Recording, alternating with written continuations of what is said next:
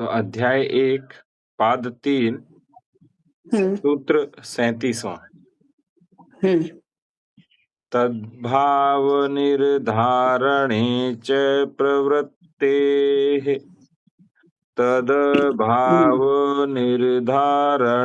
च प्रवृत्तेः तद्भावनिर्धारणे च प्रवृत्तेः। 1-3-37। हाँ, तद्भाव है कि तदभाव है? तद्भाव। द पूरा है। द पूरा है ताई, अभाव हो हाँ, जाएगा ये। तद अभाव, हाँ अभाव होगा। अभाव हो जाएगा। हम्म शिष्य में हाँ। उस शुद्धत्व का अभाव निश्चित करने के लिए आचार्य की हम्म, प्रवृत्ति पाई जाती है। अच्छा, इससे ये यही आचार्य। सिद्ध जीता है। आचार्य छात्र कैसे आ गए बीच में? ताई अपने पिछले देख रहे थे कि जो वेदाध्ययन करने के लिए कौन-कौन से हम्म संस्कार आवश्यक नहीं है, उसमें आया था कि शूद्र का वेद विद्या में अधिकार नहीं है। हम्म हाँ, लेकिन यहाँ ये बताया गया है कि जो शूद्र हैं वो सभी हम्म हैं। तो जो शूद्रत्व का हम्म अभाव है, वो शिष्य में करने हम्म के लिए आचार्य की प्रवृत्ति हम्म पाई जाती है। हम्म हम्म तो जो भी शिष्य आएगा उसमें शूद्रत्व समाप्त कर देंगे आचार्य। हाँ हाँ इसीलिए उन्होंने हाँ। कहा कि वेदाध्ययन में शूद्र का अधिकार हम्म, नहीं है। नहीं है। व्याख्या। और जी तुम्हें तो शूद्र नहीं रहना है। हाँ, शूद्र नहीं रहना है। हम्म हम्म जी तो हम्म, हाँ ठीक। व्याख्या। जान हम्म श्रुति तथा रैक्व की कथा के बाद ही सत्यकाम जाबाल का प्रसंग आया है। जाबाल हम्म के पुत्र सत्यकाम ने गौतम नामक आचार्य की शरण में जाकर कहा, भगवान, हम्म मैं ब्रह्मचर्य पालन पूर्वक आपकी सेवा में रहने के लिए उपस्थित हुआ हूँ।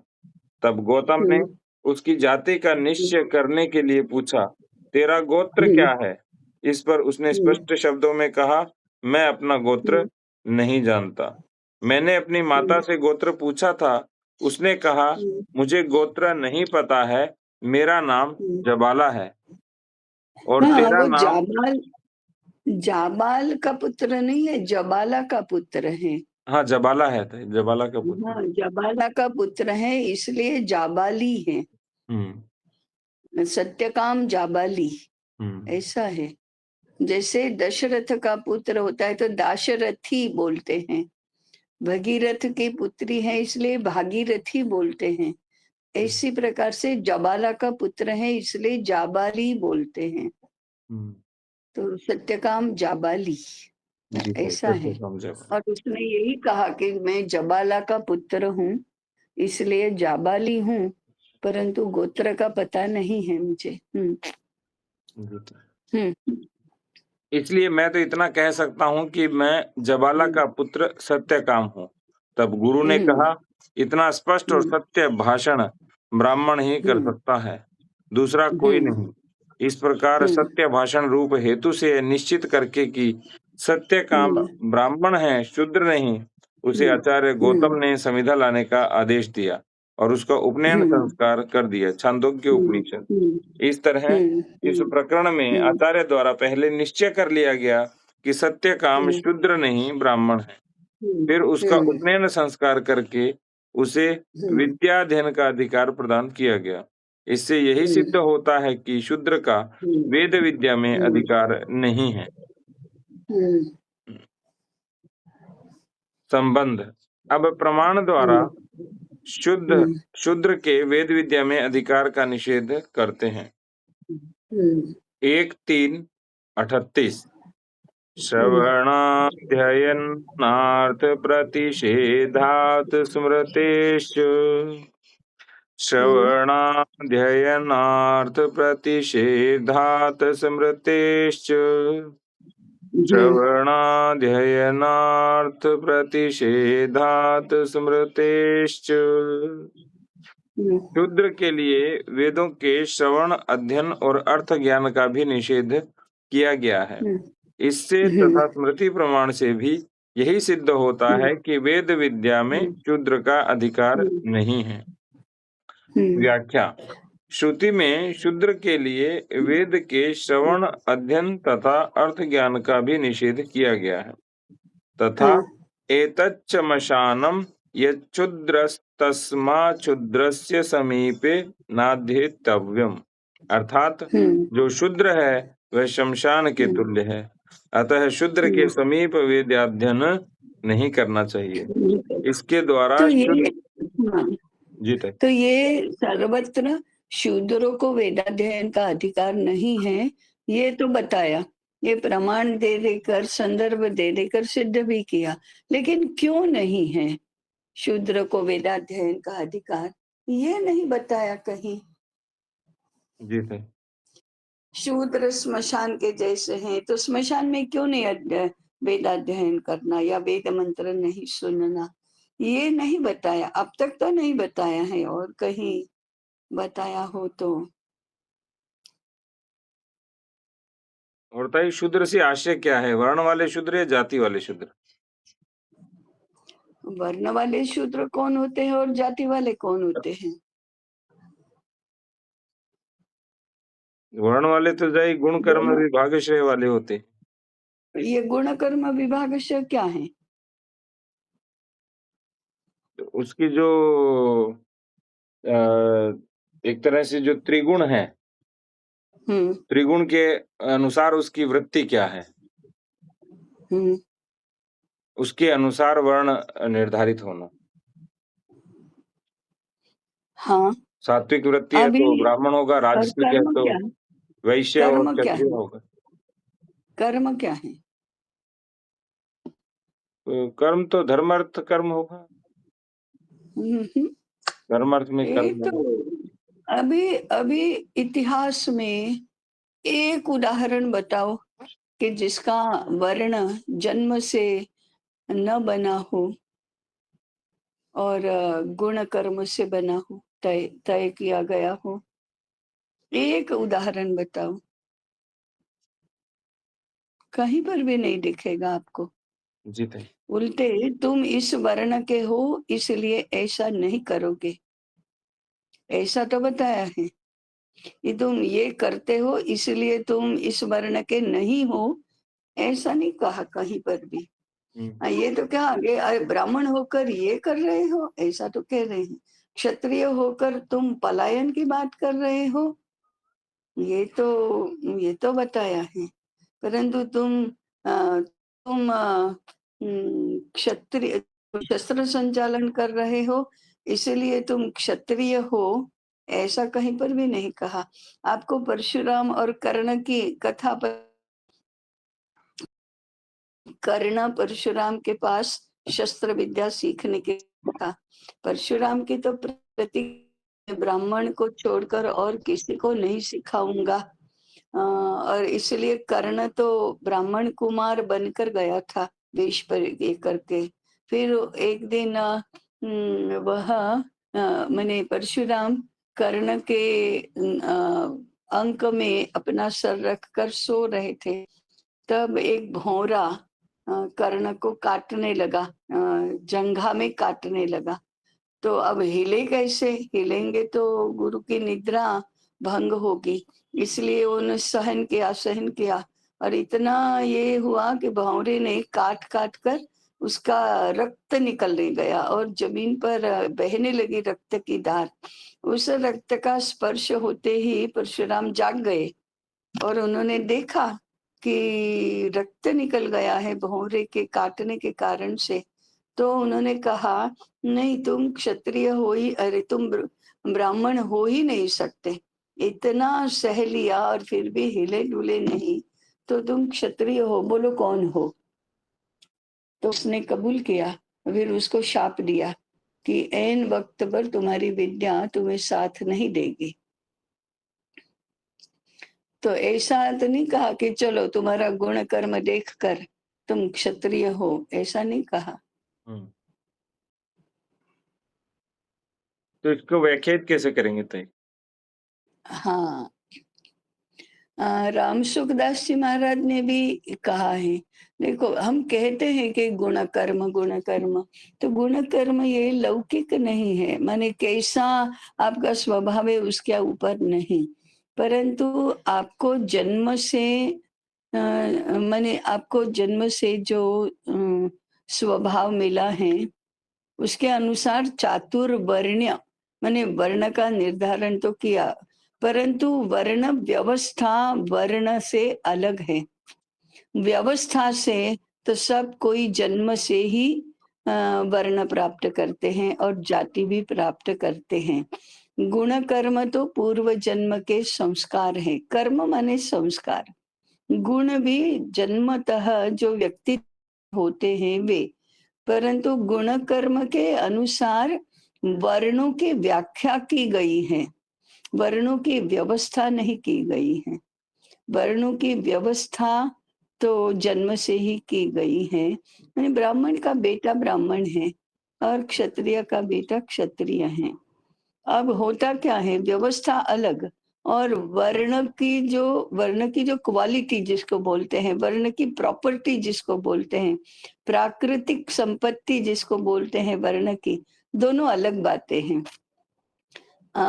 देखा होगा कभी तो जन्म पत्रिका अगर आपकी आप देखेंगे कि जन्म से तो आप ब्राह्मण कुल में जन्मे हैं तो ब्राह्मण हैं, परंतु आपकी जो पत्रिका है उसमें आपका वर्ण ब्राह्मण नहीं है, अलग है।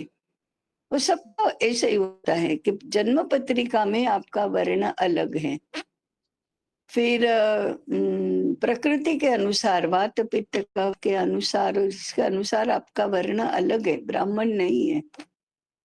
अ, तो चरित्र के अनुसार पूर्व जन्म के संस्कारों के अनुसार आपका वर्ण अलग है।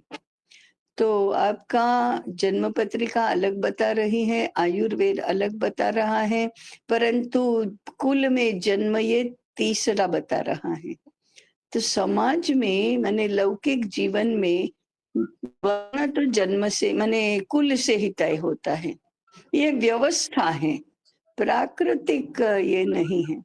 अब कोई ऐसे होते हैं जिसकी जन्म पत्रिका में भी वह ब्राह्मण है, कुल भी ब्राह्मण का है और उसका वात पित्त कफ प्रकृति है वो भी ब्राह्मण है, तब उसके ब्राह्मणत्व के गुण हैं वो सबसे माने जो उसके इसके लक्षण हैं वो सबसे अधिक प्रकट होते हैं।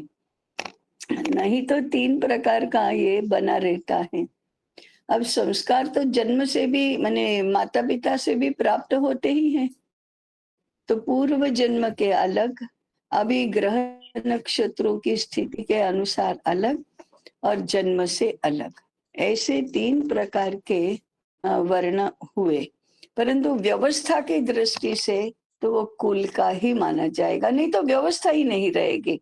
समझो एक माता-पिता के 3 पुत्र हैं और उसके गुण कर्म के अनुसार माने जन्म पत्रिका के अनुसार उसकी प्रकृति के अनुसार एक ब्राह्मण है, एक क्षत्रिय है और एक वैश्य है, तो परिवार कैसा चलेगा?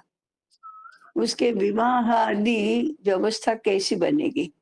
व्यवसाय कैसा बनेगा? वो माता-पिता का व्यवसाय करेगा कि क्षत्रिय के अनुसार दूसरा व्यवसाय करेगा? क्या करेगा वो? कोई व्यवस्था रहेगी ही नहीं।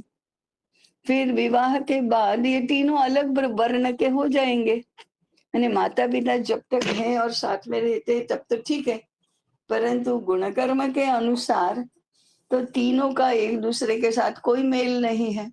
जो ब्राह्मण में विवाह करता है वो ब्राह्मण हो जाएगा, क्षत्रिय होकर क्षत्रिय वर्ण में विवाह करता है वो अलग हो जाएगा, वैश्य वर्ण अलग हो जाएगा। ये तो अंततो गत्वा व्यक्ति केंद्रीय समाज रचना हो जाएगी। जी थे।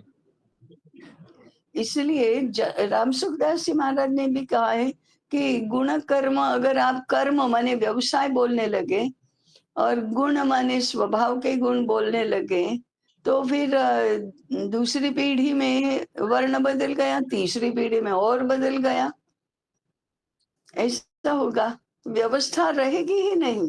यदि आपने कुल से वर्ण नहीं माना तो समाज में व्यवस्था नाम की तो कोई चीज रहेगी नहीं। फिर हर एक व्यक्ति अपने अपने गुण कर्म के अनुसार अलग अलग करता है। ब्राह्मण कुल में जन्मा, गुण कर्म से क्षत्रिय बालक है, तो उसकी शिक्षा दीक्षा कैसे होगी? किसके अनुसार होगी?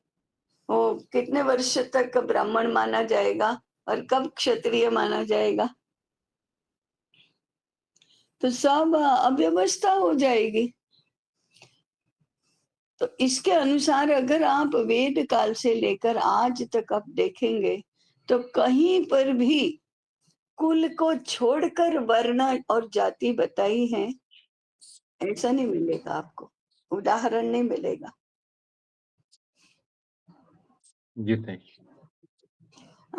वशिष्ठ के गुरुकुल में जो भी पढ़ते थे सारे, तो क्षत्रिय कुल का बालक राजा शिक्षा ही प्राप्त करता था, और ब्राह्मण कुल का छात्र होता था, वो या तो आचार्य बनता था, पुरोहित बनता था, या वैद्य बनता था, या ऐसा ही बनता था। वो कभी राजा बनने की शिक्षा प्राप्त नहीं करता था। भले राजनीति शास्त्र पढ़ेगा, परंतु राजा नहीं बनेगा, सेनापति नहीं बनेगा। तो आज की दृष्टि में क्या करेंगे ताई? आज की दृष्टि में भी स्थापना तो आपको व्यवस्था की दृष्टि से तो कुल की ही करनी पड़ेगी। तो वर्ण तो कुल के अनुसार निर्धारित करो। आप व्यवसाय वर्ण के अनुसार करते हैं कि नहीं करते हैं, ये तो दूसरी व्यवस्था, दूसरा पक्ष हुआ उसका। लेकिन आपका वर्ण कौन सा है? वर्ण तो जिस कुल में जन्मे हो उसका ही है। आप वर्ण को कितना महत्वपूर्ण समाज व्यवस्था में बनाते हैं, वो एक दूसरी बात हुई ना।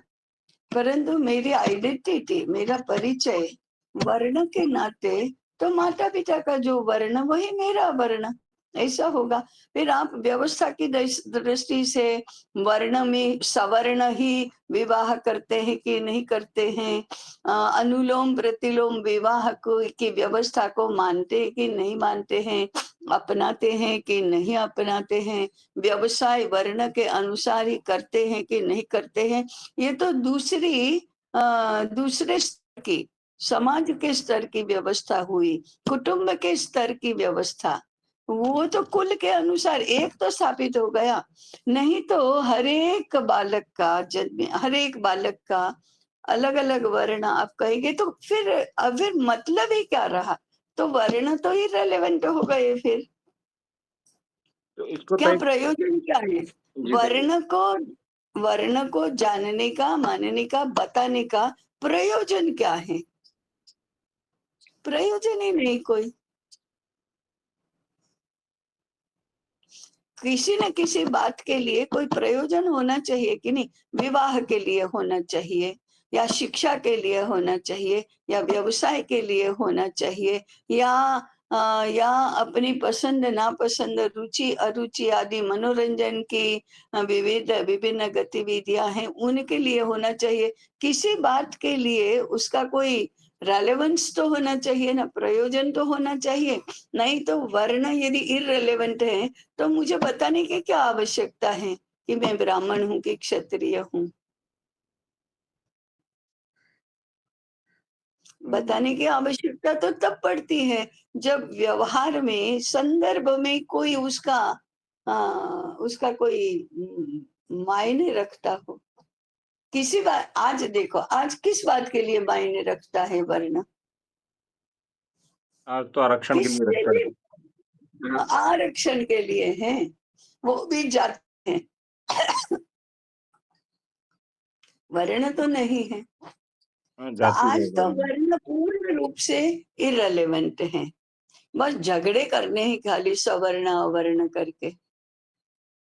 बाकी कौन सा ऐसा काम है जो शूद्र नहीं कर सकता और ब्राह्मण कर सकता है? कौन सा ऐसा काम है जो ब्राह्मण नहीं कर सकता और क्षत्रिय ही कर सकते हैं? तो है ही नहीं।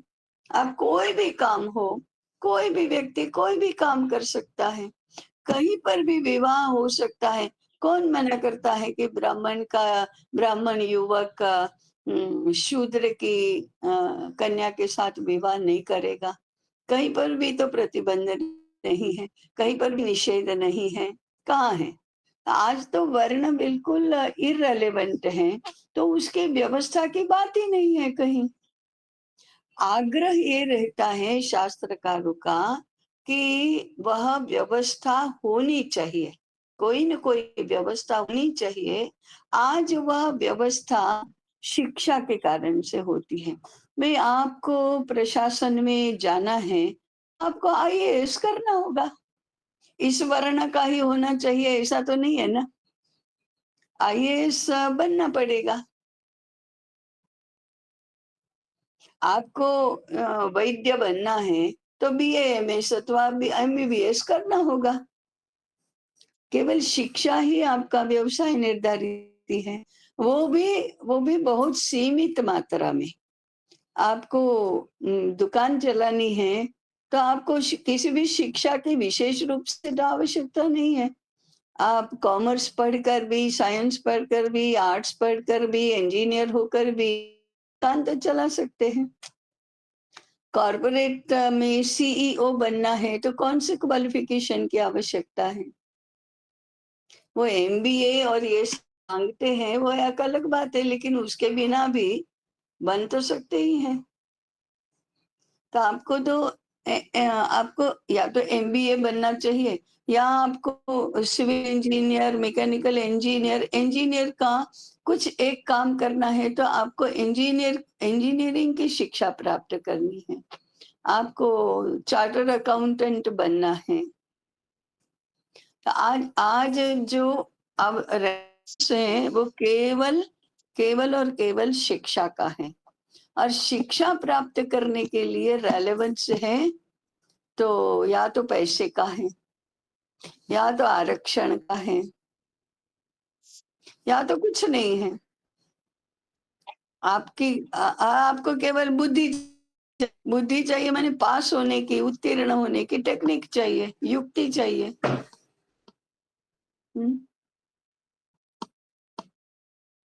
और क्या चाहिए? तो कुछ भी रेलेवेंट नहीं है। पहले ऐसा वर्ण रेलेवेंट था। आपको अध्यापन करना है तो आप ब्राह्मण होने चाहिए। आपको पौरोहित्य करना चाहिए तो आपको ब्राह्मण होना चाहिए। आपको किसी बड़े समारोह में भोजन बनाना है तो आपको ब्राह्मण होना चाहिए। आज तो मंदिरों में, सरकारी मंदिरों में पुजारी भी शूद्र वर्ण के होते हैं। विशेष रूप से उनके लिए पौरोहित्य सिखाने के वर्ग चलते हैं। तो समझ में आया? हाँ, वर्ण आज इररेलेवेंट है। हाँ, तो 3 बातें हुई ताई। हाँ, जो वर्ण व्यवस्था है वो कुल के अनुसार निर्धारित होगी। हाँ, तो फिर कुल के अनुसार ही नहीं आपके अंदर संस्कार इसलिए और त्रिगुण आएंगे। नहीं, वो शुद्ध अर्थ में साइंटिफिक नहीं भी होगा। इसका कारण यह है कि पूर्व जन्म के संस्कार और वंशानुगत संस्कार का मेल 100% नहीं है। इसलिए पूर्व जन्म के संस्कारों के कारण से आप क्षत्रिय हैं, और कुल के कारण से आप हैं। तो आप में दोनों वर्णों के संस्कार सम्मिलित हैं। परंतु निर्धारण कौन सा होगा, वर्ण कौन सा?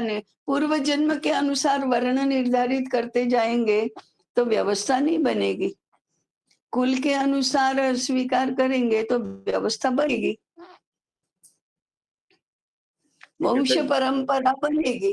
पूर्व जन्म के संस्कारों के अनुसार वर्ण यदि किए तो वंश परंपरा नहीं बनेगी। कोई परंपरा ही नहीं बनेगी। इसलिए 2 में से एक का स्वीकार करना है तो कुल का स्वीकार करना पड़ेगा, क्योंकि तब किसी न किसी प्रकार की व्यवस्था बनेगी, परंपरा बनेगी, नहीं तो व्यवस्था ही नहीं बनेगी।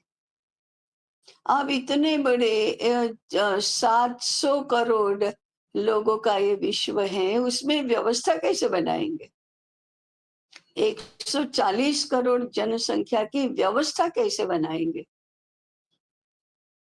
तो व्यवस्था बनाने के जो विभिन्न तरीके हैं, उनमें से कुल के अनुसार वर्ण निर्धारण करना और वर्ण के अनुसार व्यवसायों की निश्चिति करना, ये सबसे एफिशिएंट ऐसी व्यवस्था है। बाकी बाकी तो आप पूर्वजन गुणकर्म के अनुसार भी सकते हैं, करो तो फिर व्यक्ति केंद्रीय समाज रचना होगी। आप बाद में मिलने वाली लौकिक शिक्षा के आधार पर करो तो फिर वो व्यक्ति केंद्रीय ही व्यवस्था होगी। फिर विवाह भी व्यक्ति केंद्रीय के व्यवस्था के अनुकूल ही होंगे। वो आपकी वंश परंपरा की व्यवस्था नहीं रहेगी वो। तो आपको मोस्ट एफिशिएंट व्यवस्था जिसको बोलते हैं, वो वर्ण व्यवस्था और जन्म से वर्ण, माने कुल से वर्ण इसकी है। आप चिकित्सा करके देखिए, मैंने परीक्षण करके भी देखना चाहिए। विभिन्न विभिन्न विभिन्न प्रकार से समाज में अभ्युदय और निश्रेयस की, ज्ञान और व्यवसाय की, ज्ञान और अर्थार्जन की व्यवस्था कैसे बनेगी, इसका विचार करेंगे तो ध्यान में आएगा कि ये वंश के अनुसार या माता पिता के अनुसार या कुल के अनुसार वर्ण, और वर्ण के अनुसार व्यवसाय, वर्ण के अनुसार विवाह, ये तो सारी व्यवस्था बनाने के लिए है ना। नहीं तो स्त्री पुरुष संबंध में विवाह की क्या आवश्यकता है? अगर आपको किसी प्रकार की व्यवस्था करनी ही नहीं है, तो विवाह में पत्नी कहना ये भी क्यों आवश्यक है? या उसके लिए आज अगर संस्कार नहीं है तो कानून की क्या आवश्यकता है? सवर्ण ही विवाह करना ये भी एक कानून है, वो स्मृति का कानून है। आज जो कानून है, एग्रीमेंट का कानून है कि वे 18 वर्ष के और 21 वर्ष के होने ही चाहिए, ये कानून है। और कानून के बाद आपको सुरक्षा के अधिकार प्राप्त होते हैं, इसकी क्या आवश्यकता है? व्यवस्था बनाने के लिए ही तो है। शिक्षा के लिए कौन सी योग्यता, इसके लिए कोई व्यवस्था नहीं है।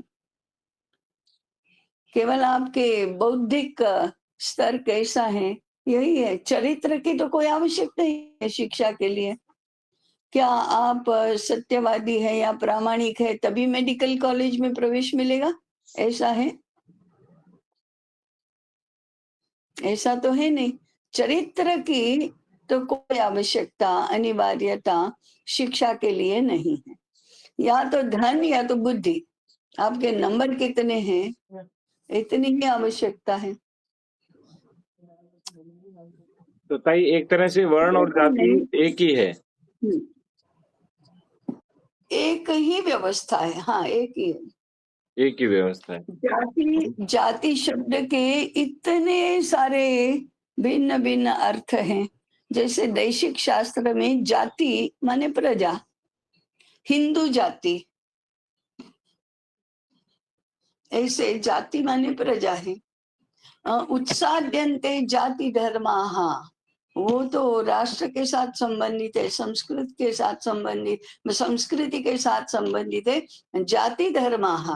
तो उसमें अब दूसरा आया स्त्री जाति और पुरुष जाति, हिंदू ही है दोनों।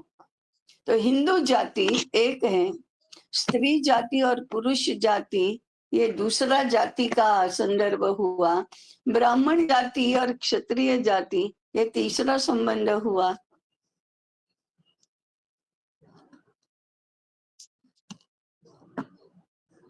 न, हाँ, वो ऐसे जाति शब्द के भिन्न भिन्न इसके संदर्भ हैं।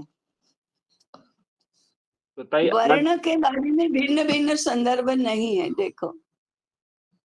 हाँ, वर्ण के बारे में तो एक ही संदर्भ है, और आज का जो एक ही जाति एक है वो वर्ण है। हाँ, आज जाति वर्ण भी नहीं है। आज जो जाति व्यवस्था भारत में बोली जाती है वो तो कास्ट है। कास्ट का अनुवाद कर लिया जाति। फिर कहीं रेस के साथ संबंध है, आर्य जाति। तो जाति शब्द के तो बहुत सारे संदर्भ हैं, परंतु जाति का व्यवसायगत संबंध, वर्ण के साथ संबंध, वर्ण के अंतर्गत व्यवसाय के साथ संबंध, इतना तो हमको प्राचीन काल से आज तक दिखाई दे रहा है कि वर्णों में फिर जातियां, जैसे अभी देख रहे थे ना हम कि ब्राह्मण हैं तो एक कर्मकांड, पूजा पाठ ये सब करवाता है, करने का अधिकार सबका है। ज्ञान संपादन करना, अध्ययन करने का अधिकार सबको है। अध्यापन करने का अधिकार केवल ब्राह्मण को है। अब ये कैसे जुड़ा, अभी ये कैसे हुआ? तो सभी ने शिक्षित तो होना चाहिए, परंतु शिक्षा प्रदान करने का अधिकार एक के पास है। तो ये व्यवस्था हुई। तो ब्राह्मण में फिर कोई पाचक है, माने भोजन बनाता है, तो वो अलग है जाति, उसकी रसोई की जाति है। फिर कोई कर्मकांड करवाता है तो वो पुरोहित है। कोई पूजा ही करता है तो वो पुजारी है। कोई अध्यापन करवाता है तो वो आचार्य है। कोई यज्ञ करवाता है तो वो याज्ञनिक है। कोई वेदाध्ययन कर, वेद पाठी है तो वे त्रिपाठी हैं, वेद पाठी हैं। कोई एक वेद का अध्ययन करने वाला हुआ तो वो केवल, उसके लिए तो क्या नाम है पता नहीं जाति का, लेकिन 2 वेदों का अध्ययन करने वाला द्विवेदी है, 3 का करने वाला त्रिवेदी है, चतुर्वेदी है। वेद पाठी है ताई वो। हाँ, वेद पंडित जी भी पाठी सुन रहे हैं, है। साथ में पंडित जी बैठे। हाँ, अच्छा। फिर ज्योतिष विद्या वाला ज्योतिषी है, जो ज्योतिषी का ही फिर जोशी हो गया। ऐसे ये सारी जातियां हुई। अब इसके अनुसार व्यवसाय के अनुसार जातियां हुई। जाति तो कुल के अनुसार नहीं है, व्यवसाय है। लेकिन फिर दूसरे दूसरे पीढ़ी में वो जन्मगत है, कुल के अनुसार ही हो गई, क्योंकि व्यवसाय भी वंश परंपरा से हुए ना। तो पिता ज्योतिषी है तो पुत्र ज्योतिषी होगा, पिता याज्ञनिक है तो पुत्र भी याज्ञनिक होगा, पिता आचार्य है तो पुत्र भी आचार्य होगा। परंतु वे चेंज हो सकते हैं, वो वर्ण नहीं हो सकते। जातियां तो हो भी लेती हैं। तो ताई वर्ण कुल के अनुसार होगा, वर्ण की व्यवस्था भी कुल के अनुसार होगी, तभी एक व्यवस्था बनेगी कि इसका बेटा यही रहेगा, अन्यथा व्यवस्था छिन्न भिन्न हो जाएगी। लेकिन वो व्यवसाय अपने व्यवसाय फिर व्यवसाय भी तो कुल के अनुसार ही होगी, व्यवसाय भी भिन्न नहीं हो सकते क्या? हाँ, इसलिए समाज व्यवस्था में वंश परंपरा का, कुल परंपरा का महत्व सबसे अधिक है। वो न्यूक्लियस बन गया। तो सारा विद्याओं के लिए, ज्ञान क्षेत्र की सुरक्षा के लिए, समृद्धि की सुरक्षा के लिए, एक एक की अर्थार्जन के व्यवसाय को सुरक्षित करने की दृष्टि से, झंझटें कम करने की दृष्टि से, कॉम्प्लिकेशंस कम करने की दृष्टि से, ये कुल को सबसे महत्वपूर्ण माना गया। जी। वही कुटुंब है ना, कुल से ही तो कुटुंब बनेगा। बिना कुल के कैसे कुटुंब बनेगा? और एक कुटुंब के सारे सदस्य एक ही वर्ण के होंगे ना। अब गुण कर्म के स्वभाव के अनुसार सब अलग अलग हैं। तो एक वर्ण के माता पिता ब्राह्मण वर्ण के और 4-5 पुत्र पुत्रियां हैं, वो 2 क्षत्रिय हैं और 1 शूद्र है और 1 ब्राह्मण है। ये कैसे व्यवस्था बनेगी? फिर उसकी शिक्षा कैसे होगी? उसका व्यवसाय कैसे होगा? 2 बेटे हैं, उसमें से एक तो यज्ञ कर्म करवा सकता है, दूसरा नहीं करवा सकता। ये तो नहीं हो सकता ना।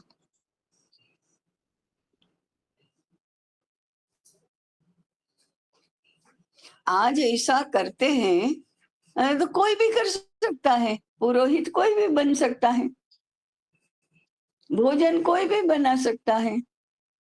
तो हमने उसको उसको माना नहीं, उस व्यवस्था को स्वीकारा नहीं है आज। इसको कानून से तोड़ दिया। अब वर्ण के अनुसार, जाति के अनुसार व्यवहार के जो विधि निषेध थे, वो भी कुल के अनुकूल ही, कुल के अनुसार थे। ब्राह्मण है, अशुद्ध आचरण नहीं कर सकता, अपवित्र नहीं हो सकता। तो उसके लिए खाने पीने के, दिनचर्या के कितने निर्बंध हैं।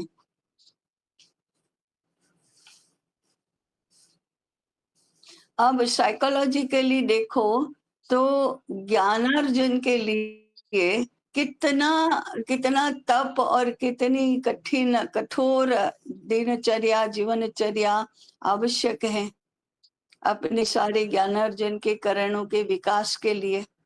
जिसको केवल मोची का काम करना है, उसको इस इन सारी बातों को सुरक्षित रखने का कोई प्रयोजन नहीं है।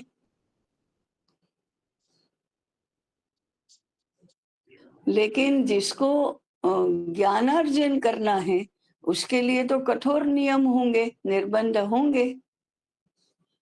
तो सबसे ज्यादा व्यवहार के, आचार के निर्बंध हैं, वो ब्राह्मणों के लिए हैं।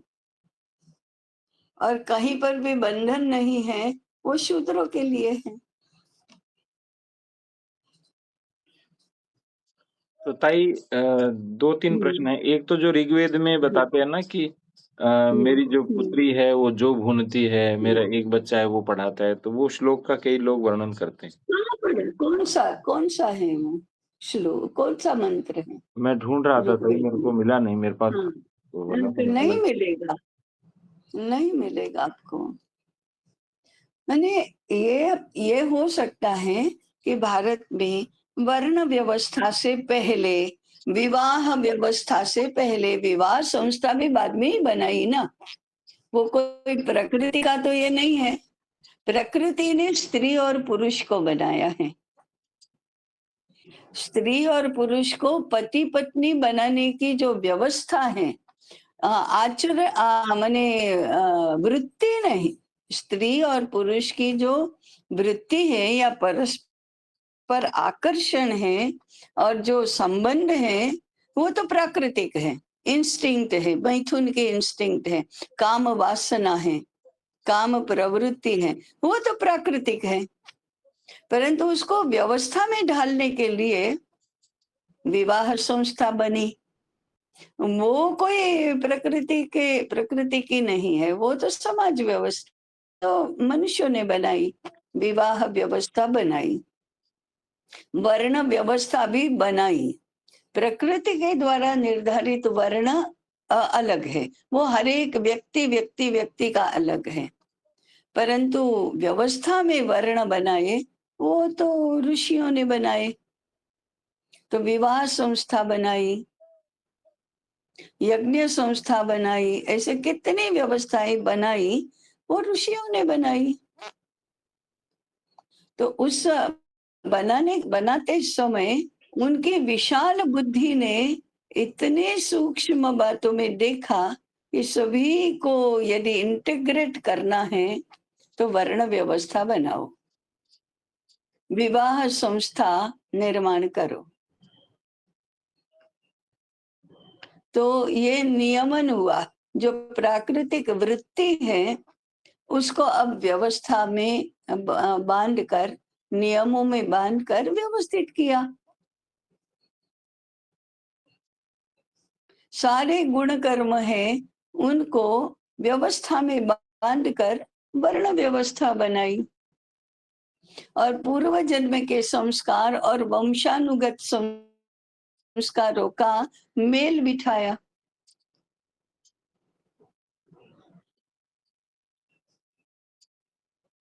तो ये तो सारी हमारे ऋषियों की देन है। तो जब तक अस्तित्व में मैंने बना ही नहीं, उसके पहले वर्ण के अनुसार व्यवस्था आदि सब नहीं था। उस समय वर्ण का कोई प्रयोजन नहीं था। उसके पहले विवाह का कोई प्रयोजन नहीं था, वो नहीं था, अस्तित्व में नहीं था। स्त्री पुरुष ऐसे ही साथ में रहते होंगे। वो live in relation most modern है क्या? मोस्ट एंशियंट भी तो है। नहीं, जैसे जो ऋग्वेद का 9वां मंडल है, उसका 112वें सूक्त का हाँ, तीसरा मंत्र है, कारुरहम हाँ, ततो भिषगुपल प्रक्षिणी नना नाना धियो हाँ, वसूयवोनु गा इव हम्म, तस्थिमेन्द्रायेन्तो परिस्रव। मैं श्रोता हूँ, हम्म, मेरा पुत्र वैद्य है और मेरी पुत्री कंडों पर जौ भूनने वाली है। जिस प्रकार गायें गौशाला में अलग अलग घूमती हैं, उसी प्रकार हम सब धन की हम्म, इच्छा से अलग अलग काम करते हैं। हम्म, हे सोम, तुम इंद्र के लिए रस गिराओ। हम्म, ये इसका अर्थ दिया था। हम्म। हाँ, तो अभी वर्ण व्यवस्था अभी अभी लेकिन आगे विवाह में क्या करेंगे? वो तो व्यवसाय के संबंध में आया कि मेरा पुत्र ये करता है, मेरा दूसरा पुत्र ये करता है, मेरी पुत्री ये करती है, लेकिन उसके वर्ण अलग-अलग है, ऐसा कहाँ है इसमें? तो भाई फिर तो वो तो ठीक है, वो तो मुझे समझ आ गया कि व्यवस्था हमारी हाँ, वर्ण के अनुसार, हाँ, जन्म के अनुसार हाँ, और कुल के अनुसार जन्म होनी चाहिए, नहीं तो व्यवस्था कुल नहीं के बनती। अनुसार। हाँ, नहीं तो नहीं बनेगी और व्यवस्था। व्यवस्था के अनुसार व्यवसाय करनी चाहिए, ये हमारे ऋषियों ने माना। हाँ, हाँ।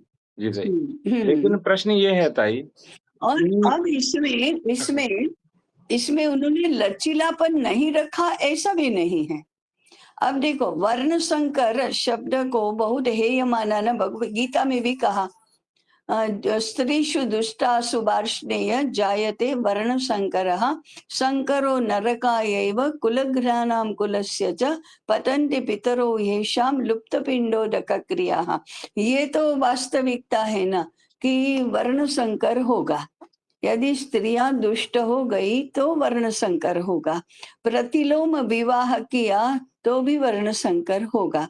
अब वर्ण संकर होगा तो पिंड और उदक श्राद्ध कर्म है और ये सब बाधित होगा। तो पितर सारे पितृ तो नरक में जाएंगे। ये कुल का नाश होगा। कुल का नाश और जो जिन्होंने ये कुलघ्न माने कुल का नाश किया उनका भी नाश होगा। इतना वर्णन गीता में किया, परंतु महाभारत में ही वर्ण संकर प्रजा तो है। माने अनुलोम प्रतिलोम विवाह तो होते ही रहे हैं, अनुलोम तो होते ही रहे हैं। तो उनकी संतानों के अलग जातियां निर्माण हुई और उनके व्यवसाय निर्धारित हुए। जैसे सूत है, माने सारथी कर्म करने वाले, और कितने ही व्यवसाय हैं ब्राह्मण क्षत्रिय की विभिन्न संतान प्रकार थे, के। हाँ, जो ब्राह्मण क्षत्रिय की हाँ, संतान थे चाचा जी। हाँ, हाँ, हाँ, ब्राह्मण और क्षत्रिय। तो उसमें 90-95% तो अनुलोम विवाह ही होंगे। ब्राह्मण वर और क्षत्रिय की कन्या। क्षत्रिय वर और ब्राह्मण की कन्या के तो ये तो अपवाद रूप में यदि उदाहरण मिले तो मिले, नहीं तो नहीं मिलेंगे। ब्राह्मण वर और शूद्र कन्या ये तो मिलेगा, लेकिन शूद्र वर और ब्राह्मण कन्या ये तो माने अभी तक तो उदाहरण ध्यान में नहीं है। हो भी सकता है, परंतु ध्यान में नहीं है। तो अनुलोम विवाह से भी जो वर्ण संकर है उसके भी व्यवसाय अलग अलग हैं। उनके भी जातियों के नाम अलग-अलग हैं। तो ताई ये हुआ कि हमने व्यवस्था तो जन्म के अनुसार की, हाँ, लेकिन हाँ। उसके बाद व्यवसाय जैसे-जैसे अलग होते गए, वैसे-वैसे जातियाँ अलग-अलग बनती जातियाँ गईं। अलग-अलग बनती गई। हाँ, जातियाँ सैकड़ों जातियाँ बनी फिर। तो आज ताई हम वर्ण तो वही रखेंगे, लेकिन हाँ, जातियाँ हाँ। फिर अलग बन जाएँगी कि अब आप ब्राह्मण हो, अब आप ये व्यवसाय कर रहे हो तो ये रहेगा।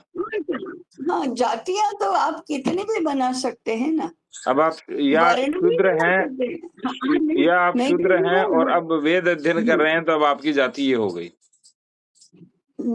फिर आपको ब्राह्मण जाति हुई फिर। नहीं, तो ताई इसमें तो मेरा प्रश्न दूसरा है। जैसे शूद्र हाँ, है या वैश्य है हुँ, हुँ, या शूद्र है, इसमें लिखा है कि शूद्र को हुँ। वेदाध्ययन शूद्र के समीप भी नहीं करना चाहिए। लेकिन नहीं, भले भले भले ठीक है। आप इसको इसको मत स्वीकार करो। हुँ, आपको किसने कहा कि इसको स्वीकार करना ही चाहिए? हुँ, आप मत स्वीकार करो। आप सबके लिए सब खुला हुँ, कर दो खुला, लेकिन फिर व्यवस्था बनाओ। हुँ, तो फिर आपको ये ब्राह्मण, क्षत्रिय ये शब्दावली और ये सारी जातियाँ माने त्रिपाठी और ज्योतिषी और ये सारी जातियाँ ये छोड़कर वैद्य जाति और यही करना पड़ेगा। फिर वर्ण नहीं रहेंगे, वर्ण इर्रेलेवेंट बन जाएँगे। तो वर्ण अब तो बनाओ इर्रेलेवेंट है ही देखो था ही पूरी तरह से। अभी तो हैं, परंतु अभी भी वर्ण इर्रेलेवेंट कानून से हैं।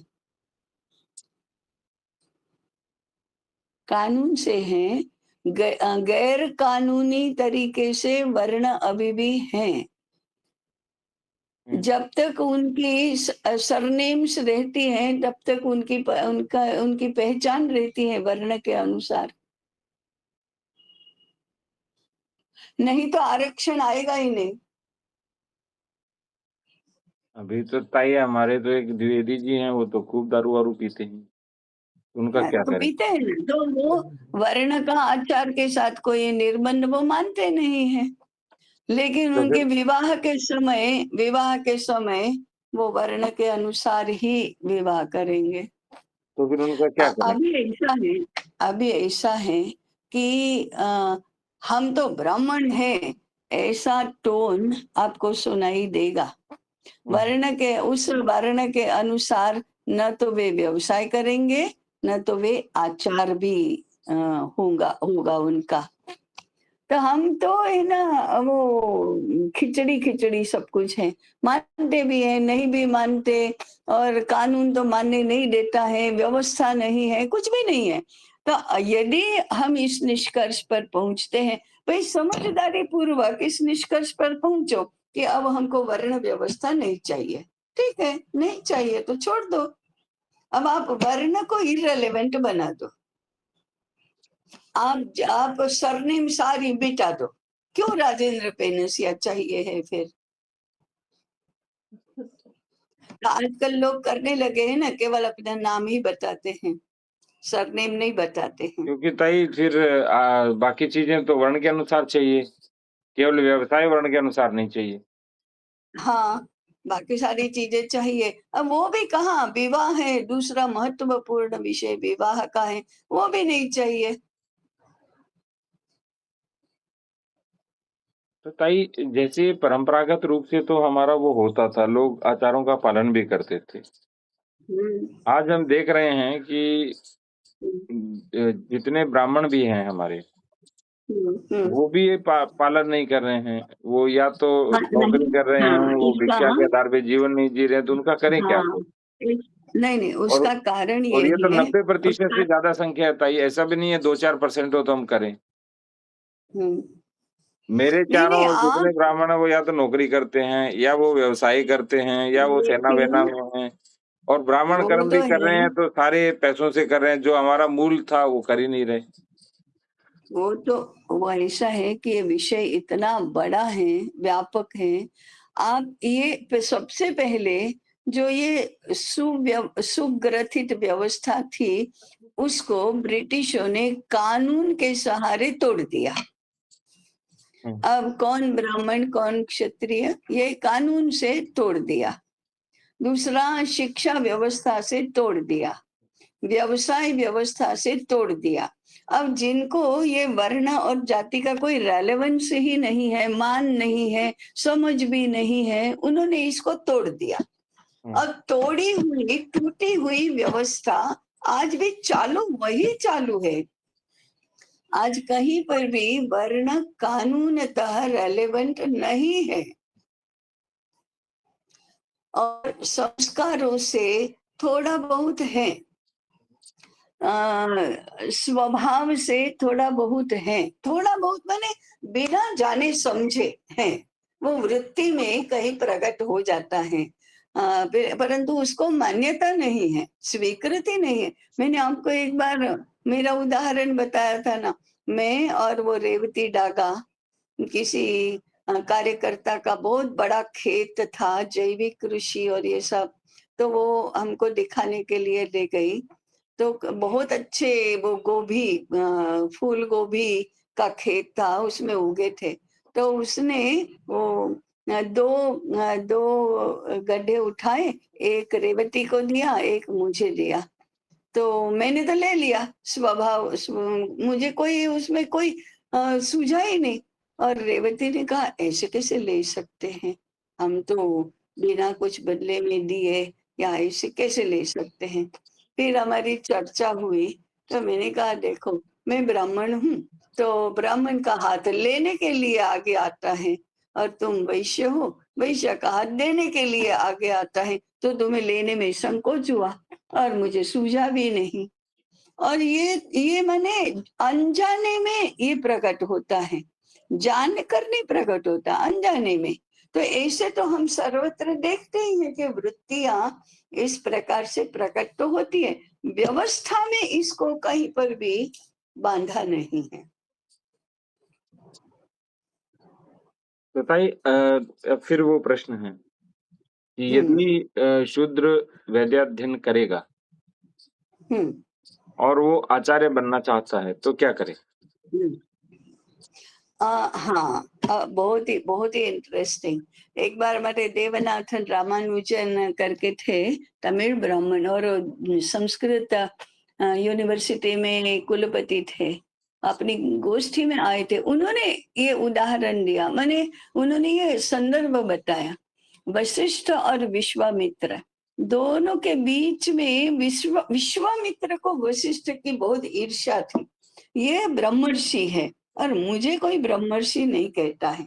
वो स्वाभाविक है, विश्वामित्र वर्ण से तो क्षत्रिय थे और वशिष्ठ ब्राह्मण थे। तो वशिष्ठ विश्वामित्र को अब क्या करे, अपने वर्ण का क्या करे, क्षत्रिय वर्ण है तो ब्राह्मण वर्ण कैसे हो जाएगा, वर्ण परिवर्तन तो नहीं। अब अध्ययन दोनों का है, वेदाध्ययन दोनों का है, और विश्वामित्र ने तप भी कम नहीं किया है, ज्ञान भी कम नहीं है, कुछ भी कम नहीं है, तो भी वर्ण के आधार पर वो ब्राह्मण नहीं है। तो फिर उन्होंने पूछा, माने व्यक्तियों के तो नाम नहीं पता कि किन किन को पूछा, लेकिन सर्वत्र उन्होंने जानना चाहा कि मैं वर्ण बदल सकता हूं कि नहीं। तो 3 बातें बताई वर्ण परिवर्तन करने के लिए, माने क्षत्रिय से ब्राह्मण बनने के लिए 3 बातें होती हैं। एक होता है तप, दूसरा होता है ज्ञान, और तीसरा होता है योनि। अब तप और ज्ञान, इन दोनों से तो विश्वामित्र ब्राह्मण की बराबरी करते थे, परंतु योनि तो उनके क्षत्रिय की ही थी, तो कैसे होगा। तो शायद वशिष्ठ मुनि ने बताया और किसी ने बताया, तप करो तो तुम योनि भी बदल सकते हो। तो उन्होंने तप किया, बहुत तप किया, तो उनकी तीसरी पीढ़ी में वो योनि बदली। फिर तप किया तो दूसरी पीढ़ी में योनि बदली, फिर तप किया तो उनकी भी योनि बदल गई। माने योनि बदल गई माने योनिगत संस्कार, माने वंश परंपरा के संस्कार वो बदले। तो फिर वशिष्ठ ने उनको ब्रह्मर्षि करके स्वीकार किया। तो वो कहते तद्धि तपस, तद्धि तपस, तद्धि तपस। कुछ भी कर सिद्धि प्राप्त करनी है तो तप एकमात्र साधन है। ये भी उल्लेख मिलता है। आप वर्ण परिवर्तन कर सकते हैं, तपश्चर्या करनी होगी। हाँ, ब्राह्मण का क्षत्रिय होना है तो कुछ नहीं करना पड़ता। ब्राह्मण से वो तो शूद्र बिगड़ना है बनना थोड़ा है सा, तो बस कुछ नहीं। थोड़ा हाँ बिगड़ना हाँ है बस। हाँ, बस थोड़ा बिगड़ना है, वो तो सरल है। परंतु शूद्र से आपको ब्राह्मण बनना है तो तद्धि तपस, तद्धि तपस, तद्धि तपस। तप ही है जो योनि भी बदल सकता है। इसका मतलब है वंश परंपरा के संस्कार भी बदल सकते हैं। तो जो हम कहते हैं ताई, समाधि से सारे प्रारब्ध मिट जाते हैं, पूर्व जन्म के संस्कार मिट जाते हैं, हाँ, तो हाँ, समाधि तो अवस्था भी में जाने के हाँ, उपरांत फिर सब बदल सकते हैं। हाँ, सब बदल सकते हैं। जैसे संन्यास्त आश्रम में न आपका वर्ण रहता है, न जाति रहती है, न कौटुंब के संबंध रहते हैं, न कोई भी पहचान, सामाजिक पहचान कोई नहीं रहती आपकी। इसका क्या अर्थ है? तप से आप परे गए, सबके परे चले गए। और सन्यासी को करना क्या है? तप करना है। तो दो चीज हुई तो ताई। ये सारी तप बातें है से ना, ये सारी हाँ, तप से योनि बदल सकते हैं, और दूसरा, जब सन्यासी बन गए सूक्ष्म तो अध्ययन। सन्यासी बन गए हाँ तो आप तप करने के लिए जा रहे हैं, तो इस तो प्राचीन काल में भी हाँ ताई थे तो शूद्र होते होंगे जो, तो वो भी हाँ तो सन्यासी हाँ, बनते होंगे, क्योंकि बनते सन्यास होंगे। सबके लिए हाँ अनिवार्य था। हाँ, सबके लिए अनिवार्य नहीं था। सन्यासी आपको वेद काल में नहीं मिलेंगे। जी। माने वो भी जो 4 आश्रम की व्यवस्था है, वो भी सन्यासी सबके सब कहाँ बनते हैं? नहीं बनते सबके सब सन्यासी। परंतु संन्यस्त वृत्ति सबके लिए बताई है। संन्यस्त वृत्ति होनी चाहिए जीवन के चतुर्थ आश्रम में। भगवे माने संन्यास की दीक्षा लेना और गेरुआ वस्त्र पहनना, ये तो उपचार हैं। परंतु संन्यस्त वृत्ति से जीना, ये तो आचार भी है और वृत्ति भी है।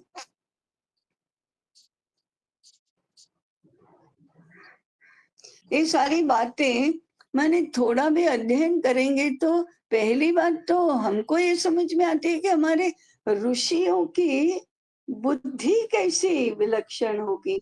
कितना सारा विशाल एक साथ देखकर उन्होंने व्यवस्था ही बनाई और उन व्यवस्थाओं को स्मृतियों में संग्रहित किया और हजारों वर्षों के बाद भी उसको जीवंत रखा। अब हर काल में परिष्कृत होता गया तो स्मृतियां भी एक से अधिक बहुत बनी। तो ये तो बदलता तो गया। मूल आधार स्वभाव गुण कर्म यही था। परंतु उसके बाद जब वर्ण व्यवस्था में बांधा इसको, तो फिर व्यवस्था बनी। फिर आपको थोड़ा बहुत गुण कर्म को एक तरफ करना होता है। फिर वो दिखाई देता है कि एक ही वेदाध्ययन करने वाले या एक ही पंडित या एक ही ब्राह्मण के 2 पुत्रों में अलग अलग संस्कार तो दिखाई देते ही हैं। है तो वो ब्राह्मण, लेकिन और एक ही माता पिता के हैं दोनों ही, तो भी दोनों में भिन्नता दिखाई देती है। उसमें पूर्व जन्म के संस्कार रिफ्लेक्ट होते हैं।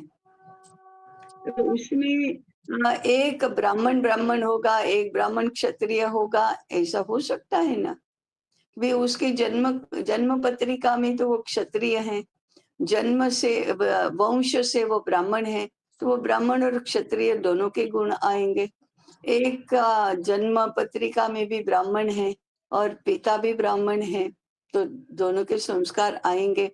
एक एक क्षत्रिय माता और ब्राह्मण पिता का बेटा है, माने एक ब्राह्मण है, उसको 2-3 पत्नियां हैं, एक यदि क्षत्रिय कुल की है, एक वैश्य है, एक ब्राह्मण है, तो तीनों की संतानों में अलग-अलग गुण तो दिखाई देंगे, परंतु व्यवस्था के नाते वे सारे ब्राह्मण माने जाएंगे। और उससे कम अधिक नहीं। देखो, व्यास मुनि ब्राह्मण पिता और मछुआरा माता के पुत्र थे। इससे उनका कोई वेदायन या उनका ज्ञान कम तो नहीं हुआ। लेकिन पिता परिवर्तित हो जाते तो हो जाता। हाँ, पिता परिवर्तित होते तो हो ही जाता।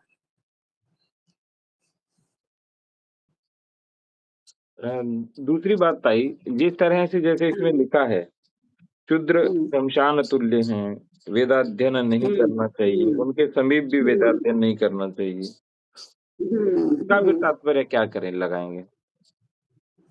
बहुत अधिक विचार करना चाहिए। भाई वेदाध्ययन का निषेध है, तो ये कोई ऐसे आजकल जो अर्थ और प्रतिष्ठा का अधिकार और ये सब वो मायने नहीं रखता था उस समय। ऐसा जाति व्यवस्था को, वर्ण व्यवस्था को स्वीकार कर लिया था। तो अब ब्राह्मणों के लिए भी क्या स्मशान में बैठ कर वेदाध्ययन करेंगे कभी? वेद पाठ करेंगे कभी? नहीं करेंगे। स्मशान में जाकर क्या यज्ञ करेंगे? नहीं करेंगे ना। तो स्मशान में जैसे वेदाध्ययन नहीं किया जाता, ऐसे ही शूद्र जाति सुनती है या शूद्र जाति यहाँ रहती है, या शूद्र अगर वेदाध्ययन करने के लिए आने की इच्छा करते हैं, तो नहीं करना चाहिए। तो वेदाध्ययन का प्रयोजन क्या है? आपको क्यों करना है वेदाध्ययन? आर्थिक लाभ ज्यादा होगा इसलिए? नहीं, आर्थिक लाभ तो नहीं है। शूद्रों को ही आर्थिक लाभ तो ज्यादा है। तो फिर क्यों नहीं करना चाहिए? तो वेदाध्ययन का प्रयोजन क्या है, ये समझना चाहिए। वेदाध्ययन के लिए आपका आचार कितना पवित्र होना चाहिए, ये बात है। वेदाध्ययन के लिए आपका परिवेश कितना पवित्र होना चाहिए, ये मायने रखता है। वेदाध्ययन के लिए आप स्वयं वृत्ति से कितने निश्चिंत और निस्पृह होने चाहिए, ये मायने रखता है। आहार विहार कैसा है, ये मायने रखता है। एक शूद्र कैसे आचार व्यवहार आदि का पालन कर सकेगा? उसका व्यवसाय वैसा है, उसका परिवेश वैसा है, उसका वंश वैसा है, उसकी सारी आदतें वैसी हैं, उसके भाषा वैसी है, तो तो ताई फिर वो वेदाध्ययन इसमें कैसे करेगा? इसमें ताई तो वेदाध्ययन का यहाँ जो निषेध आया है, वो हम्म। उसकी वृत्ति, वातावरण, प्रकृति, हाँ, उसके लिए आया हाँ है। वही। यदि वो हाँ तप करके वही, परिवर्तित हो जाएगा तो वो कर तो सकता कर है। सकता है ना, दूसरी कर बात, सकता है। आज आज हाँ, जब ब्राह्मण कहते हैं कि ये वेदाध्ययन नहीं हुँ, करेगा, तो ये तो ब्राह्मणों पे लागू ही नहीं हुँ। होता, कहना भी लागू नहीं होता उन पे। ये नहीं लागू होता ना, वो स्वयं भी तो शूद्र जैसे आचार वाले हैं। हुँ। उनको तो खाली भाग्य से माता-पिता की सरनेम मिली है। क्या मिला है उनको? उन्होंने किया क्या? सब अर्जित करने के लिए स्वयं का क्या है? ना आचार धर्म का पालन तो कर नहीं रहे हैं। तो ताई वृत्ति नहीं है। जी, जी। ज्ञान की सेवा, ज्ञान की रक्षा, ज्ञान के प्रति निष्ठा, ये तो है नहीं। कुछ भी हो जाए हम ऐसा तो नहीं करेंगे। ऐसा तो न तो तपस्या का बल है, न संयम का बल है, न ज्ञान का बल है, कुछ भी बल तो कुछ है ही नहीं।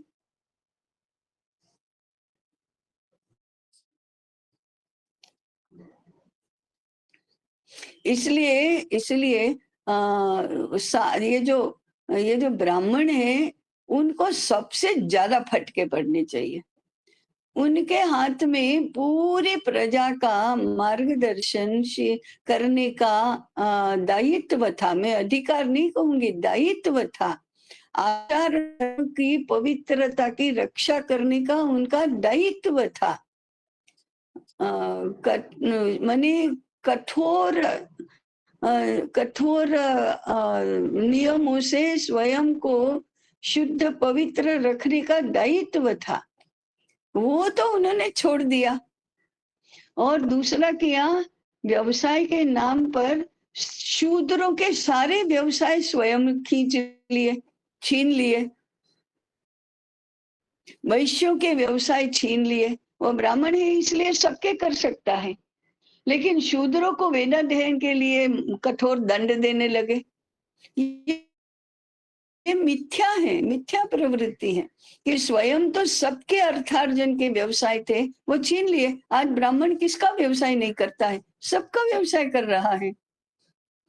और विदेशियों के आगे सबसे पहले यदि शरणागत हुए तो ब्राह्मण हुए। सारे ऊंची ऊंची पदवियां, शिक्षा, ये सब उन्होंने ही प्राप्त कर लिया। अपने ही समाज की रक्षा की तो कोई चिंता नहीं की, ना धर्म की रक्षा की चिंता की, ना ज्ञान की रक्षा की चिंता की, ना समाज की रक्षा की चिंता की, और स्वयं स्वार्थी बन गए। काहे के ब्राह्मण फिर वो न समाज का मार्गदर्शन किया, न विद्या का रक्षण किया, न ब्राह्मणत्व की श्रेष्ठता का रक्षण किया, कुछ भी नहीं किया। ये इसको कहते हैं मिथ्या अहंकार। फिर भी अपने आप को ब्राह्मण कहते हैं, और ब्राह्मण माने ये, ब्राह्मण माने ये, हम तो ब्राह्मण कुल में जन्मे हैं। क्या किया क्या उन्होंने ब्राह्मण बनकर? तो शूद्रों को जितना दंड नहीं देना चाहिए, शूद्र को तो दंड देने की आवश्यकता नहीं, वो बेचारे क्या करेंगे? ब्राह्मणों ने ही तो सबका सब कुछ छीन लिया है, और फिर भी अपना श्रेष्ठत्व बता रहे हैं। अपराध तो उन्होंने किया आक्रमणों के सामने। तो ताई वर्तमान में जो स्ट्रेट फॉरवर्ड कह देते हैं शूद्र तुझे पढ़ने का अधिकार नहीं है और लड़ाइयां चलती रहती हैं, वो बेकार है, ऐसा बोलने का अधिकार ही नहीं है किसी को। हाँ, क्योंकि वो तो अपना तुम्हारा दायित्व। अधिकार बताओ पहले, तुम्हारा अधिकार बताओ पहले, तुम्हारा अधिकार किस बात पर है और क्यों है? तुमने क्या किया है वो अधिकार प्राप्त करने के लिए? ब्राह्मणों ने तो वेद पाठ की शुद्धता भी नहीं रखी अभी। नहीं, वो पूजा पाठ करवाते हैं, वो क्या मंत्र बोलते हैं। और जहाँ वेद पाठशालाएं हैं, सरकारी अनुदान पर चलनी चाहिए, ऐसी मांग करते हैं। किसी भी बात के न तत्व को समझना, न व्यवहार की शुद्धि रखना, न कुछ भी अपना छोड़कर तप करने के लिए सिद्ध होना, एक भी बात ब्राह्मण की है नहीं, केवल टैग है। तो इस अंदर दृष्टि का से माल तो बिल्कुल ही हाँ? इस दृष्टि से ताई आज देखा जाए तो यदि हम हम्म, पूरा करें तो शूद्र तो फिर हम्म, भी आज शूद्र है, क्षत्रिय हाँ, फिर भी आज ब्राह्मण क्षत्रिय ब्राह्मण है, नहीं। हाँ, और हाँ, वैश्य फिर भी वैश्य है। लेकिन ब्राह्मण हाँ, तो ब्राह्मण नहीं। यानी हाँ, 0.01% भी नहीं दिखाई दे रहा है कहीं। नहीं दिखाई देता, हाँ, नहीं दिखाई देता। तो इसलिए जो वो बोलता है तो उसको अधिकार किस चीज का? हम्म, पहले वो अपने आप को तप करे नहीं। और समाज के प्रति और दायित्व दिखाए, और जब दायित्व दिखाएगा तो हाँ, समाज अपने आप अधिकार दे देगा उसे करने का। अरे आज आज भी ऐसे ऐसे ब्राह्मण का भी सम्मान करने के लिए शूद्र तो लालायित है। अगर आप जातिगत ये राजकीय या स्ट्रेटेजिकली विरोध छोड़ दो, एक शूद्र के घर में यदि ब्राह्मण जाता है तो शूद्र तो ऐसे विनम्र, ऐसे खुश हो जाता है और ये करता है कि हमारे घर में ब्राह्मण आया, हमारे घर में ब्राह्मण आया। ऐसा करते हैं अभी करते ही होता आज है, भी। जब भी घर में आते हैं तो भी हाँ कहते हैं भू देवताएँ हैं, ब्राह्मण देवताएँ हैं, सेवा हाँ करना या हाँ, कहते हैं ना, कहते हैं, कहते हैं। आज भी इतना है, लेकिन ब्राह्मण उसके लायक नहीं रहे और पूरे समाज को, संस्कृति को सब नष्ट कर दिया। किसके सामने देखकर शूद्र अपना व्यवहार ठीक करेंगे, या किसके सामने देखकर वैश्य या क्षत्रिय अपना व्यवहार ठीक करेंगे? क्यों सम्मान दे उनको? हाँ, पहले क्या सम्मान क्या की कर योग्यता रहे हैं? अर्जित करनी पड़ेगी उनको। योग्यता, हाँ। अब अगर 5% ब्राह्मण भी इस समाज के ब्राह्मण बन जाए, तो पूरे समाज को वे ठीक कर सकते हैं। इतना समाज तो उनके प्रति आदर भाव दिखाने के लिए तैयार है, यही आदर के पात्र नहीं रहते हैं। और इतने 5-10% से ज्यादा चाहिए नहीं। 10% माने 14 करोड़ हुए। 5% माने 7 करोड़ हुए। अगर भारत में 7 करोड़ ब्राह्मण ब्राह्मण हैं, तो किसी की देन नहीं कि हम हमारा कुछ कोई बिगाड़ सके। तो ताई ये जो तो शूद्र की बात हुई हुई है, शूद्र को बेचारे को आवश्यकता ही नहीं, इसलिए कहा हम्म। गया, न कि घृणा के कारण कहा गया। आज तो घृणा, हाँ, ईर्ष्या, हाँ, दुत्कार, अपमान, हाँ, इसी अरे, कारण शूद्र भी हाँ, बिगड़ा। ये विपर्यास भी ब्राह्मणों ने ही पैदा किया। हम्म। ये उन्होंने अपनी पवित्रता की चिंता नहीं की और शूद्रों को अधिकार नहीं कह रहे हैं। इनको ऐसा कहने का अधिकार ही नहीं है। ताई मुझे तो आज आया कि ये तो इसलिए ब्राह्मणों कल से कल शास्त्र कहाँ बात निकली? हाँ, ये कल कहाँ बात निकली? 3 बातें। घर में गृहिणी, शिक्षा क्षेत्र में गुरु और समाज क्षेत्र में धर्माचार्य। ये 3 लोग दंड के अधिकारी हैं। ये बिगड़े, इसलिए घर बिगड़ा, शिक्षा बिगड़ी और समाज की संस्कृति खराब हुई सब। इसका तात्पर्य था, ये 3 इसीलिए महिला के लिए अधिक कहा जाता था कि भाई महिला अधिक सही रहे कहा तो सब कुल जाता सही है। रहेगा पूरा। सब कुछ सब सही रहेगा। न कि इसके लिए कि महिला निम्न है या उसके हाँ, कारण, और इन्होंने हाँ, गलत व्याख्यायित इसके किया। लिए नहीं। इसकी सुरक्षा करो, हम्म। इसकी सुरक्षा करो तो पूरे घर की और पूरे समाज की सुरक्षा होगी। तो वो ये सुरक्षा इसलिए जी सर। बातों का बतंगड़ कर देना, सारे अर्थ को विपरीत बना देना, ये धंधा चल रहा है, ये हो रहा है कि सही संदर्भ तो समझो।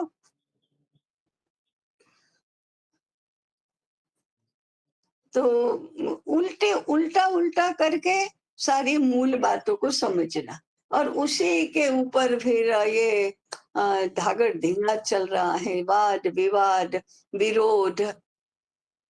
ना तो मूल समझने वाले समझते हैं, ना वो समझा पाते। ब्राह्मण इन सब के लिए घर बिगड़ा तो घर की गृहिणी ही उसके लिए जिम्मेदार है। ज्ञान क्षेत्र बिगड़ा तो ये शिक्षक ही जिम्मेदार है और परंपरा से ब्राह्मण ही गुरु रहा है। और धर्माचार्य, वो क्या एक एक व्यक्ति धर्माचार्य कहने के लायक है? धर्माचार्यों की भी स्थिति विकट है ताई अभी तो समाज में। एकदम, माने सबने। अब देखो, वो यदि स्त्री, यदि गृहिणी यदि अपने कर्तव्य से, धर्म से च्युत होती है, तो उसको कोई कुछ नहीं कर सकता। ऐसे ब्राह्मण यदि ब्राह्मणत्व से च्युत होता है, तो उसका और तो कोई कुछ नहीं कर सकता। और धर्माचार्य यदि धर्म से च्युत हो जाता है, तो कोई कुछ नहीं कर सकता। ये तीनों ही रहे तो आपसे, गए तो किसी से नहीं संभलेंगे। तो आपको तो स्त्रियों के सामने हाथ पैर पड़कर अनुनय विनय करना पड़ेगा कि भाई तुम स्त्री हो तो स्त्री बनो, गृहिणी हो तो गृहिणी बनो। जैसे वो हम देखते हैं ना स्तोत्रों में देवियों की स्तुति कर रहे हैं, तुम ऐसे ऐसी हो, तुम ऐसी हो, तुम ऐसी हो, तुम्हारे करने से होगा, नहीं तो नहीं होगा। और बात तो है ना, वो उसके करने से ही होगा। उसको उसके नहीं करने से कोई उससे करवा नहीं सकता। शिक्षकों से आप क्या करवा सकते हैं? कुछ नहीं करवा सकते। आपको हाथ पैर तो पैरों पड़कर, माथा टेक कर अनुनय विनय ही करना पड़ेगा। ऐसे धर्माचार्यों का आप कुछ नहीं बिगाड़ सकते या ना उन दे सकते हैं। रहे तो आपसे, सीखे तो आपसे, करे तो आपसे। तो बाकी को तो अनुनय विनय ही करना पड़ेगा। हाथ जोड़ने पड़ेंगे, घुटने टेकने पड़ेंगे, माथे टेकने पड़ेंगे। नहीं तो खुद बनना पड़ेगा। जी सर। तो अब हम क्या करें ताई? मेरे को वेदाध्ययन करना चाहिए, नहीं करना चाहिए? करना चाहिए। क्यों ताई?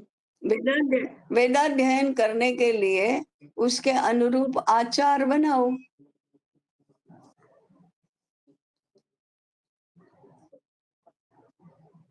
जी ताई, उसके अनुरूप आचार बना के फिर अध्ययन करें। हाँ।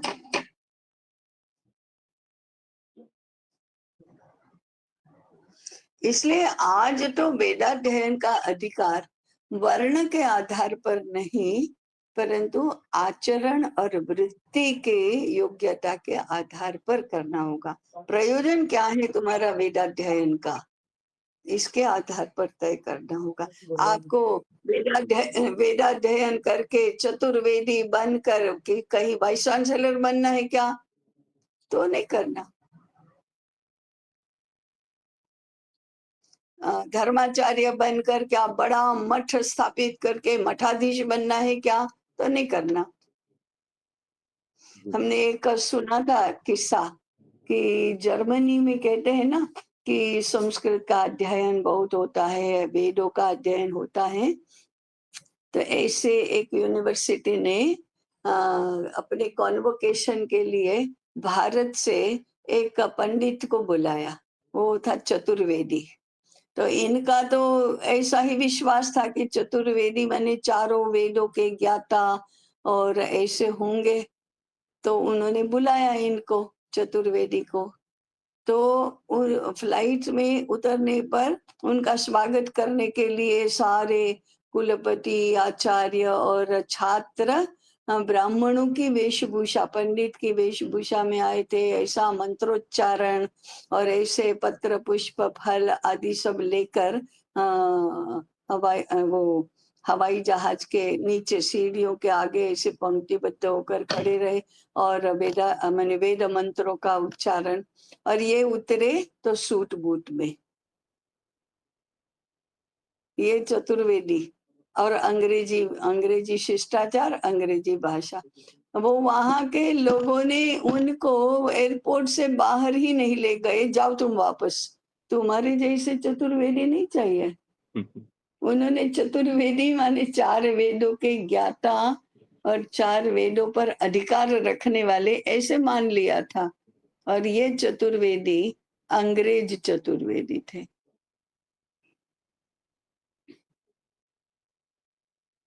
तो ताई हमारे आज संस्कृत विश्वविद्यालयों का पत्र व्यवहार अंग्रेजी में होता है।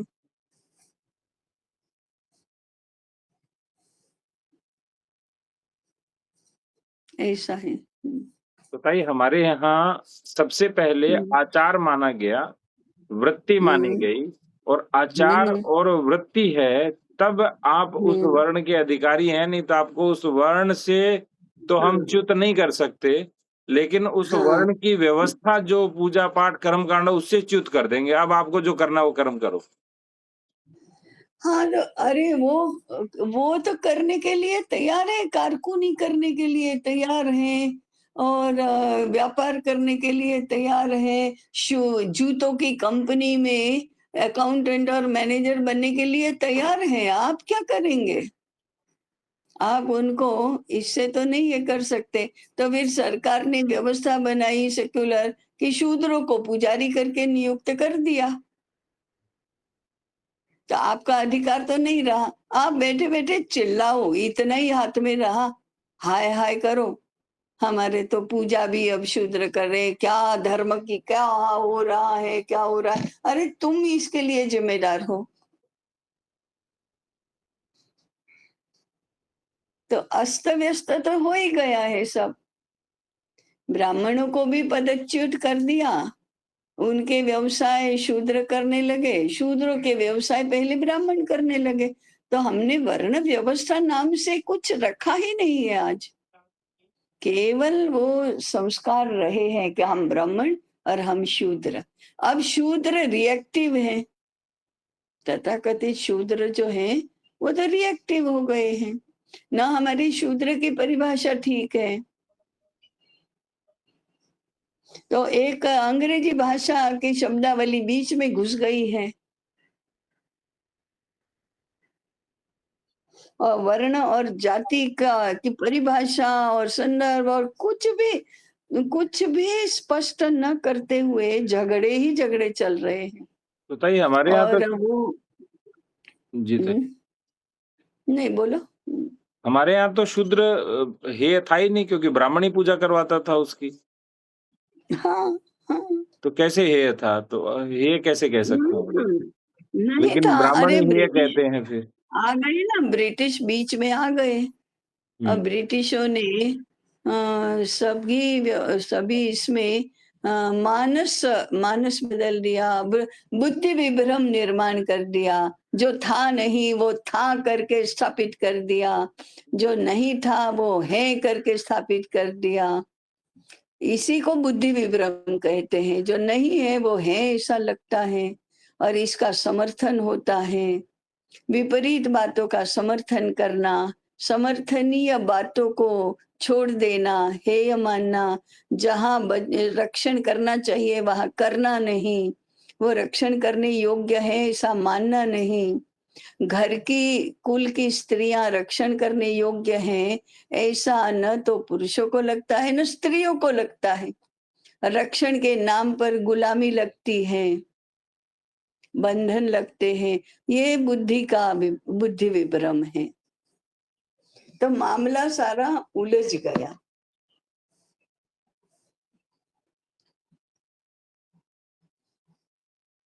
ताई मैं ये कह रहा था, हम जैसे पुराने समय में तो हाँ, जातियों के भी ब्राह्मण होते थे। तो जो जाति के ब्राह्मण हाँ। होते थे, वो उसी जाति के होते थे या ब्राह्मण होते थे वो? अ, मुझे ठीक से नहीं बता सकते मैं। क्योंकि यदि उसके हैं तो फिर शूद्र जो भी पूजा पाठ में जो कुछ भी देगा, वो तो ब्राह्मण उपयोग करेगा ही करेगा। हाँ, करेगा ना, करेगा। तो इसलिए हेय नहीं थे, हेय अंग्रेजों के समय बना दिया पूरा।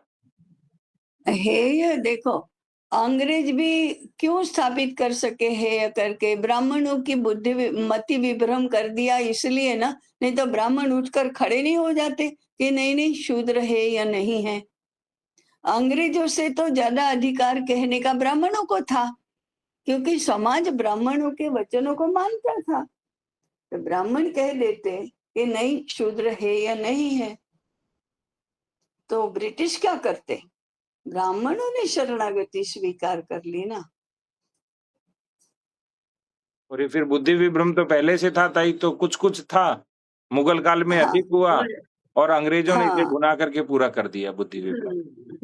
हाँ, हाँ, तो आज ताई हमारे पंडित जी कह रहे हैं कि मैं क्या करूँ अब? हाँ, तुम ब्राह्मण बनो। पर इनका मन अभी स्वीकार नहीं कर रहा है, क्या मेरे घर पे बच्चे हैं, आएँगे, अभी माता-पिता हैं, सारा दायित्व है। हाँ, तो ब्राह्मण अभी इतना तो समझो कि हमारे देश में इतिहास में ब्राह्मण ऐसा कोई भूखों थोड़े मरता था। अरे पूर्ण समाज में ब्राह्मण का इतना आदर है, तो वो भूखा कैसे मरेगा? अब ये कह रहे हैं कि समाज परिवर्तन हो गया तो हम भी हो गए। नहीं, ब्राह्मण हुए इसलिए समाज हुआ। यद्यद आचरति श्रेष्ठ तत्तदेवेतरो जनः। श्रेष्ठ लोग जैसा आचरण करते हैं वैसा कनिष्ठ लोग करते हैं, कनिष्ठ लोगों के ऊपर नहीं डालना चाहिए दोष कि वे बदल गए इसलिए हम बदल गए, तो तुम श्रेष्ठ हो ही नहीं। फिर छोड़ दो, श्रेष्ठत्व का अहंकार छोड़ दो, जाओ पट्टे वाले चपरासी बन जाओ, जैसी शिक्षा वैसा बनो। फिर ब्राह्मणत्व छोड़ दिया, अब क्या है कि ब्राह्मण के ये तो तैयार है ताई क्या नौकरी के लिए। पंडित जी छोड़ने के कहते हैं लिए। मेरे को मिले तो मैं उसी दिन छोड़ दूंगा सब। हाँ, हाँ, वही तो फिर वो ब्राह्मण कहाँ रहे? अभी ताई ये मन खाली से ये पत्नी। स्वीकार नहीं कर पा रहे कि मैं ब्राह्मण कैसे बन सकता हूँ, क्योंकि मेरे को परिवार चलाना और समाज स्वीकार नहीं करता। अरे जबकि मैंने ब्राह्मण कहा कि ब्राह्मण आज भी परिवार। यदि ब्रह्मत्व आप में हुआ तो समाज आज जितना आप भाग दौड़ करके नौकरी करके समृद्ध हो रहे हैं उससे अधिक समृद्ध करेगा, ये गारंटी है। बस समय लगेगा, क्योंकि वो अगर संक्रमण काल तो आपको फिर वो झेलना पड़ेगा, सबको सहन करना पड़ेगा। वो तो ऐसा है कि स्त्रियों को पुरुषों के ऊपर विश्वास नहीं है, समाज को ब्राह्मणों के ऊपर विश्वास नहीं है, ब्राह्मणों को समाज के ऊपर विश्वास नहीं है, धर्माचार्यों पर समाज को विश्वास नहीं, समाज धर्माचार्यों का समाज पर विश्वास नहीं है, किसी का किसी के ऊपर विश्वास नहीं है।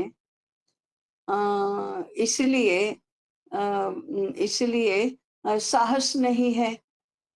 और इन सब में सब यदि बिगड़ गया है तो दायित्व किसका है ठीक करने का? जो बड़ा है उसका है। अगर अपने आप को बड़ा मानते हो तो दायित्व स्वीकार करो, नहीं स्वीकार कर रहे हो तो तुम बड़े नहीं हो। और तुम यदि ये कहते हो बड़ा चाहे हो, मुझे नौकरी मिलनी चाहिए, तो भगवान तुम्हारा भला करे। ऐसे लोग कुछ नहीं कर सकते। ब्राह्मण बनना है तो बनो, नहीं बनना है नौकरी चाकरी तो है ही तुम्हारे लिए।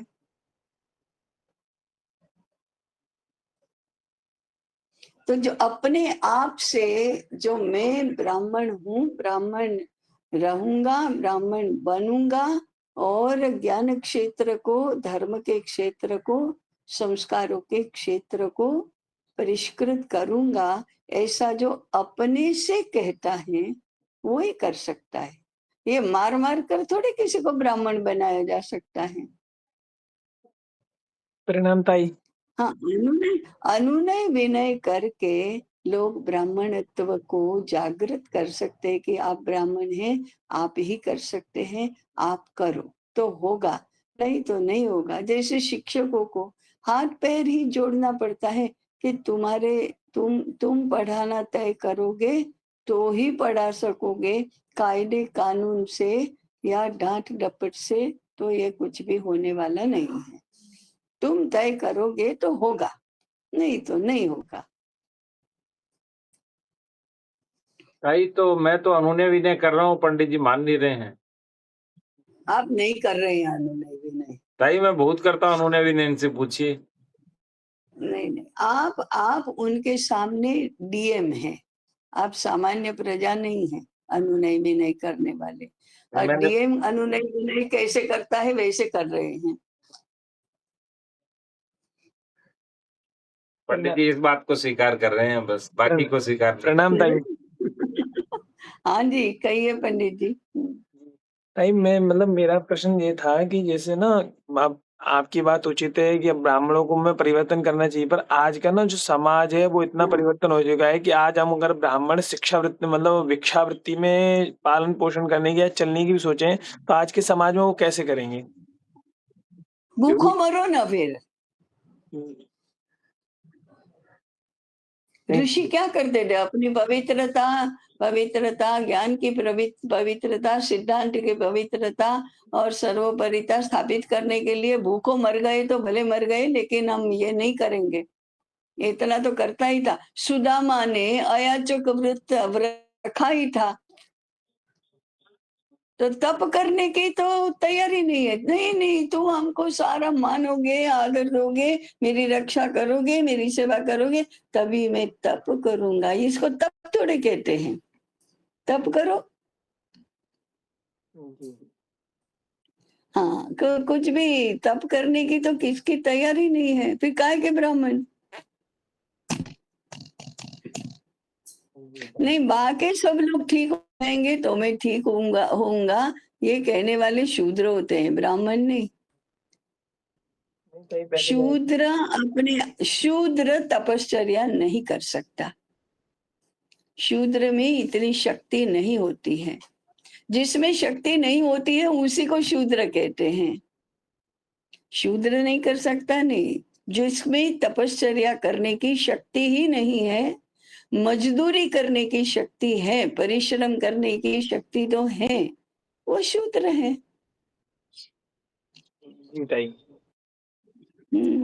जिसमें पराक्रम करने की शक्ति ही नहीं है और किसी के रक्षण करने के लिए अपना अपना प्राणों की आहुति देने की वृत्ति नहीं है, वो क्षत्रिय नहीं है। जी ताई, समझ गया। गाय की, स्त्री की, ब्राह्मण की रक्षा करने के लिए अपना प्राण देने वाले क्षत्रियों की कथाएं सुनी है कि नहीं सुनी है? जी ताई, बिल्कुल सुनी है। हाँ, तो फिर तो ऐसा करने के लिए वो ये बचते थे क्या कि नहीं नहीं मेरी जान माल की रक्षा होगी तभी मैं रक्षण करूंगा, ऐसे थोड़े वो बोलते थे। वो तो गाय को काटने के लिए आए तो या तो मारेंगे या मरेंगे। तो मरेंगे मारेंगे कहने वाले क्षत्रिय होते हैं, करने वाले क्षत्रिय होते हैं। नहीं, सरकार हमारे लिए इतना सारा कुछ कर दे फिर हम गाय और ब्राह्मण की, अरे आपके गाय और ब्राह्मण तो रक्षा करने के योग्य ही नहीं है, ऐसा कहने वाले क्या क्षत्रिय होते हैं? नहीं ताई। हाँ, ऐसे ही चाहे कुछ भी हो जाए, मैं विद्या की और यज्ञ की और धर्म की पवित्रता की रक्षा करूंगा, चाहे भूखों मरना पड़े, ऐसा कहने वाला ब्राह्मण होता है। नहीं ताई, इस बात को तो मैंने, जब आपने मुझे पूर्व में समझाया था, जब मैंने स्वीकार किया था, उस समय से मैंने एक नियम भी बनाया था कि कभी किसी से धन की याचना नहीं करूंगा। हाँ, मतलब कुछ हो ना फिर हो। हम यहाँ, हाँ, फिर हम संभल छोड़कर अहमदाबाद आ गए तो आपका संकल्प नहीं नहीं नहीं शिथिल हो गया। ताई, ऐसा कुछ नहीं। वो तो सर हास्य में कह रहे थे कि मैं नौकरी की सोच रहा हूँ। ऐसा कुछ नहीं है कि मैंने नौकरी का विचार हाँ, किया, कुछ किया, ऐसा कुछ भी नहीं है। हाँ, हाँ, और हाँ, मेरा विचार कुछ भी नहीं बदला सर ताई, वही दृढ़ विश्वास, मतलब दृढ़ विचार है। है ना, बस फिर क्या है, फिर क्या है। और मैंने, ऐसे ब्राह्मणों की हिंदू समाज को बहुत आवश्यकता है। और ताई कभी मैं किसी से किसी प्रकार का कोई धन की याचना नहीं करता हूँ या कुछ नहीं। अपने कर्म करता हूँ, कर्म के अनुसार जो भी उचित होता है मिलता है, नहीं मिलता है तो किसी से कोई याचना नहीं है। दीन नहीं बनना, ब्राह्मण कभी दीन नहीं होता। स्वमान की रक्षा करनी चाहिए। जी ताई। चलो भाई, समय हो गया अभी तो। कितने बजे, क्या समय हुआ? ताई 8 बजने वाले हैं। हाँ, तो फिर पूर्ण करना चाहिए ना अभी। ताई, आज क्या किया हमने? ताई आज हमने ये जाना है कि किस वर्ण की व्यवस्था कैसी होनी चाहिए और वर्ण में हमें क्या हाँ, करना चाहिए। मैंने हमको वैज्ञानिक पद्धति से भी विचार करना चाहिए, सांस्कृतिक पद्धति से भी विचार करना चाहिए, व्यावहारिक पद्धति से भी विचार करना चाहिए। देखो, हमारे शास्त्रों ने कभी भी नई व्यवस्था बनाने के लिए मनाही नहीं की। जी ताई। केवल आवश्यकता है व्यवस्था तो बनाओ कुछ, फिर इतना एक भाग में ये व्यवस्था, दूसरे भाग में दूसरी व्यवस्था, ऐसे नहीं चलती। इंटेग्रेटेड होल, ऐसा समग्रता में, हमारी गोष्ठी का विषय था ना, समग्रता में विचार करो और नई व्यवस्था बनाओ। कोई मना नहीं कर रहा है, परंतु व्यवस्था तो बनाओ। अभी व्यवस्था कहाँ है? किसी भी प्रकार की व्यवस्था ही नहीं है। परिणाम क्या है? दीनता, दारिद्र्य, यही अशिक्षा, कलह, यही तो है। जी ताई। हाँ, तो व्यवस्था बनाओ। चलिए, पूरा करें। ताई मुझे एक चीज और लग रही है अभी। हाँ, हमें ताई इस पर पूरी चर्चा करनी चाहिए। 2 दिन की गोष्ठी केवल इसी विषय पे होनी चाहिए। और इसमें हाँ गुरुकुलों होनी को चाहिए ना। और ब्राह्मणों को और हाँ बाकी हाँ जो हाँ भी होनी चाहिए। और आज का जो हाँ जाति है वो शूद्र तो है नहीं, वो अपने आप को शूद्र शूद्र कह कह के बस वो राजनीति कोई करते हैं और शूद्र कोई काम नहीं वूद्र नहीं करते है। हैं। कोई नहीं और दूसरा शूद्र शब्द इसलिए है भी नहीं है, हम तो इस पर तो बहुत विस्तार से मंथन करने वाला है, तो बहुत हाँ बड़ा विषय है। गोष्ठी में नहीं कहा था हमने, एक एक विषय, वर्णाश्रम व्यवस्था पूरा एक उसके लिए ही गोष्ठी होनी चाहिए। आयु के अनुसार पूरी इसके लिए होनी चाहिए। स्त्री और पुरुष उसके संबंध उसके ऊपर पूरी की पूरी होनी चाहिए। तो ये तो बहुत गहन और व्यापक अध्ययन का भी करना चाहिए। आज अगर ब्रिटिशों ने सबसे अधिक तीव्र प्रहार किया है और नष्ट किया है तो वो समाज व्यवस्था है। और समाज व्यवस्था के हिंदू समाज व्यवस्था के जितने भी पक्के आधार स्तंभ थे उन्हीं को उन्होंने नष्ट कर दिया। देखो, वर्ण व्यवस्था, वर्णाश्रम व्यवस्था, फिर विवाह संस्था, फिर हमारे त्रिवर्ग पुरुषार्थ, और संस्कार, वंश परंपरा के, पूर्व जन्म के, ये सारे इन्हीं पर उन्होंने आघात किया है। और सारे आधार स्तंभ पहले छिन्न भिन्न कर दिए। अब पूरा भवन किसके ऊपर खड़ा रहेगा? तो सब नष्ट भ्रष्ट हो गया, सारा खंडहर पड़ा है अभी।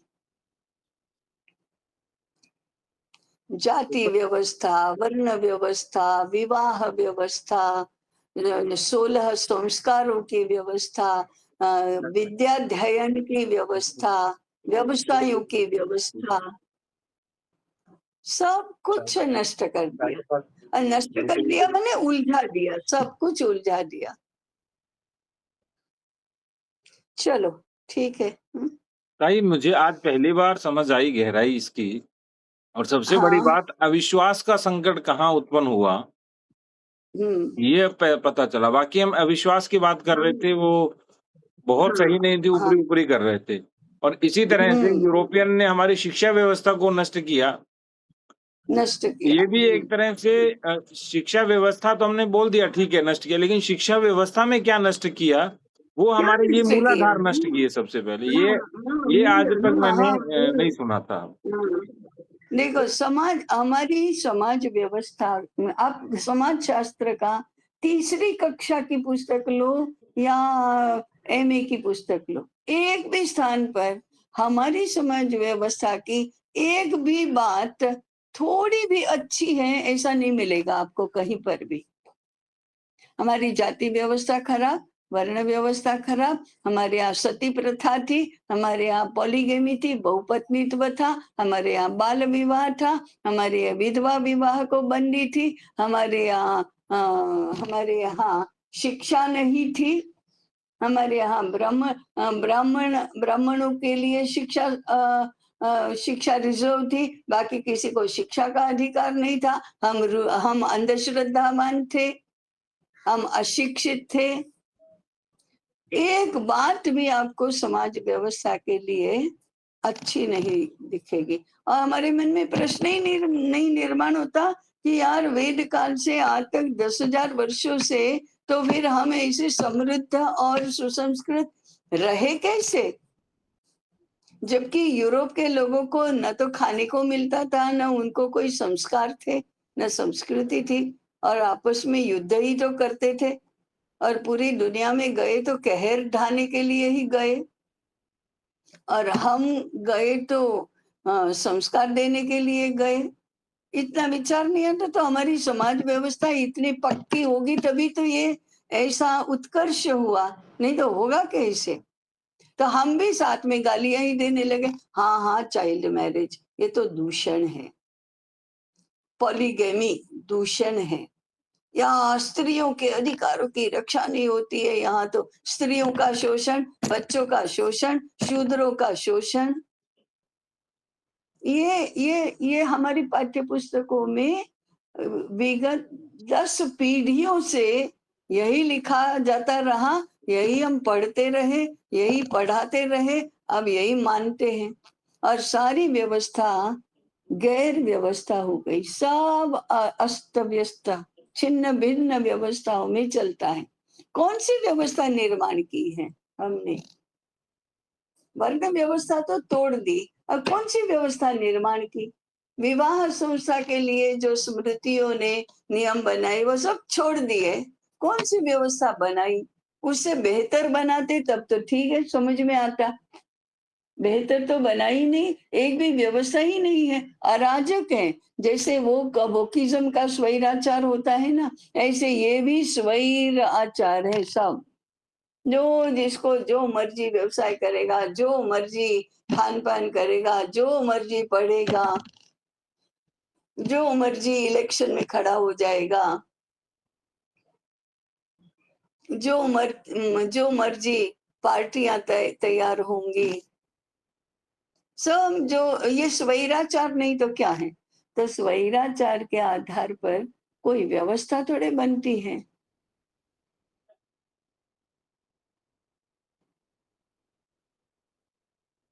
ऐसा है। इतिहास को विपरीत कर दिया। ये तो एक छोटी बात हुई पूरे समाज व्यवस्था की। अर्थव्यवस्था छिन्न भिन्न कर दी, वो तो समाज व्यवस्था की एक बात हुई।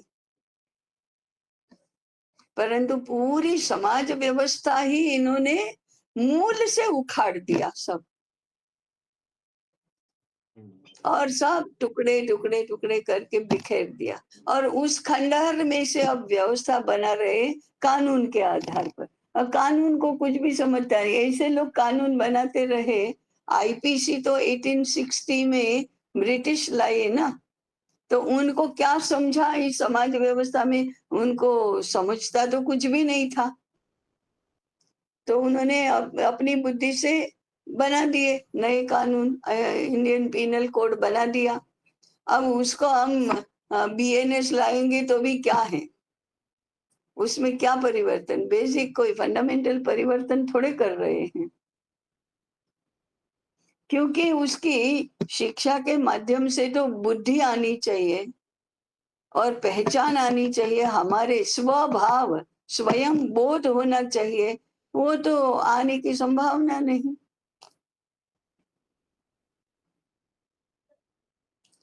इसलिए प्रश्न तो बड़ा गंभीर है। बताइए, तो बहुत, यानी इतनी गहराई है, ये तो चिंतन तो आया था एक दो बार, लेकिन आज बहुत स्पष्ट हुआ गहराई का। और दूसरा सबसे बड़ी बात, जो अधिकार अधिकार मांग रहे हैं, उनको पहले हाँ, दायित्व बोध होगा, अपने आचरण से, वृत्ति से, व्यवहार से वैसा बनना पड़ेगा, तो समाज अपने आप वैसा हो जाएगा। आज मुझे अपने वो आप बात आई, अधिकार आपकी तो समझ आते आई हैं। कि आपने कहा था कि 5% ब्राह्मण बस आ जाएं, सब कुछ परिवर्तित हो जाएगा। वो आज समझ आया था, सही उसका वही संदर्भ क्या था। आचार से, हाँ, आचार से, वृत्ति से, कर्तृत्व से, ज्ञान से अगर इतने ब्राह्मण बन जाते हैं, खड़े हो जाते हैं, तो अभी अभी कितना जल्दी एक पीढ़ी में तो सब कुछ बदल जाएगा। खोखली तो वैसे भी हो गई है व्यवस्था पूरी, खोखली तो है ही। विश्व भी तो खोखले आधारों पर ही खड़ा है। तो ये हमारी व्यवस्था ये तो और आत्म गड़बड़ हो जाएगी, क्योंकि हम तो ना हम पूरा पश्चिम स्वीकार कर पाएंगे, ना अपना, तो हम तो पूरी उनसे भी खराब खिचड़ी बनेगी हमारी तो। बिल्कुल। इसलिए यदि शुद्ध सोच वाले, शुद्ध आचार वाले लोग खड़े हो जाते हैं, और किसी की भी ऐसी की तैसी हमको नहीं चाहिए, किसी का पैसा नहीं चाहिए, किसी की सुरक्षा नहीं चाहिए, और कुछ लाभ और लालच, और हम कहते हैं वैसे, हम मानते हैं वैसे हम जिएंगे, और हमारा देखकर बाकी लोग जिएंगे, तो देखो कैसे बदल जाता है सब। चलो ठीक है, हमारा आगे ये पूरा ही नहीं होगा तो जैसे, ठीक है, पूर्ण करते हैं।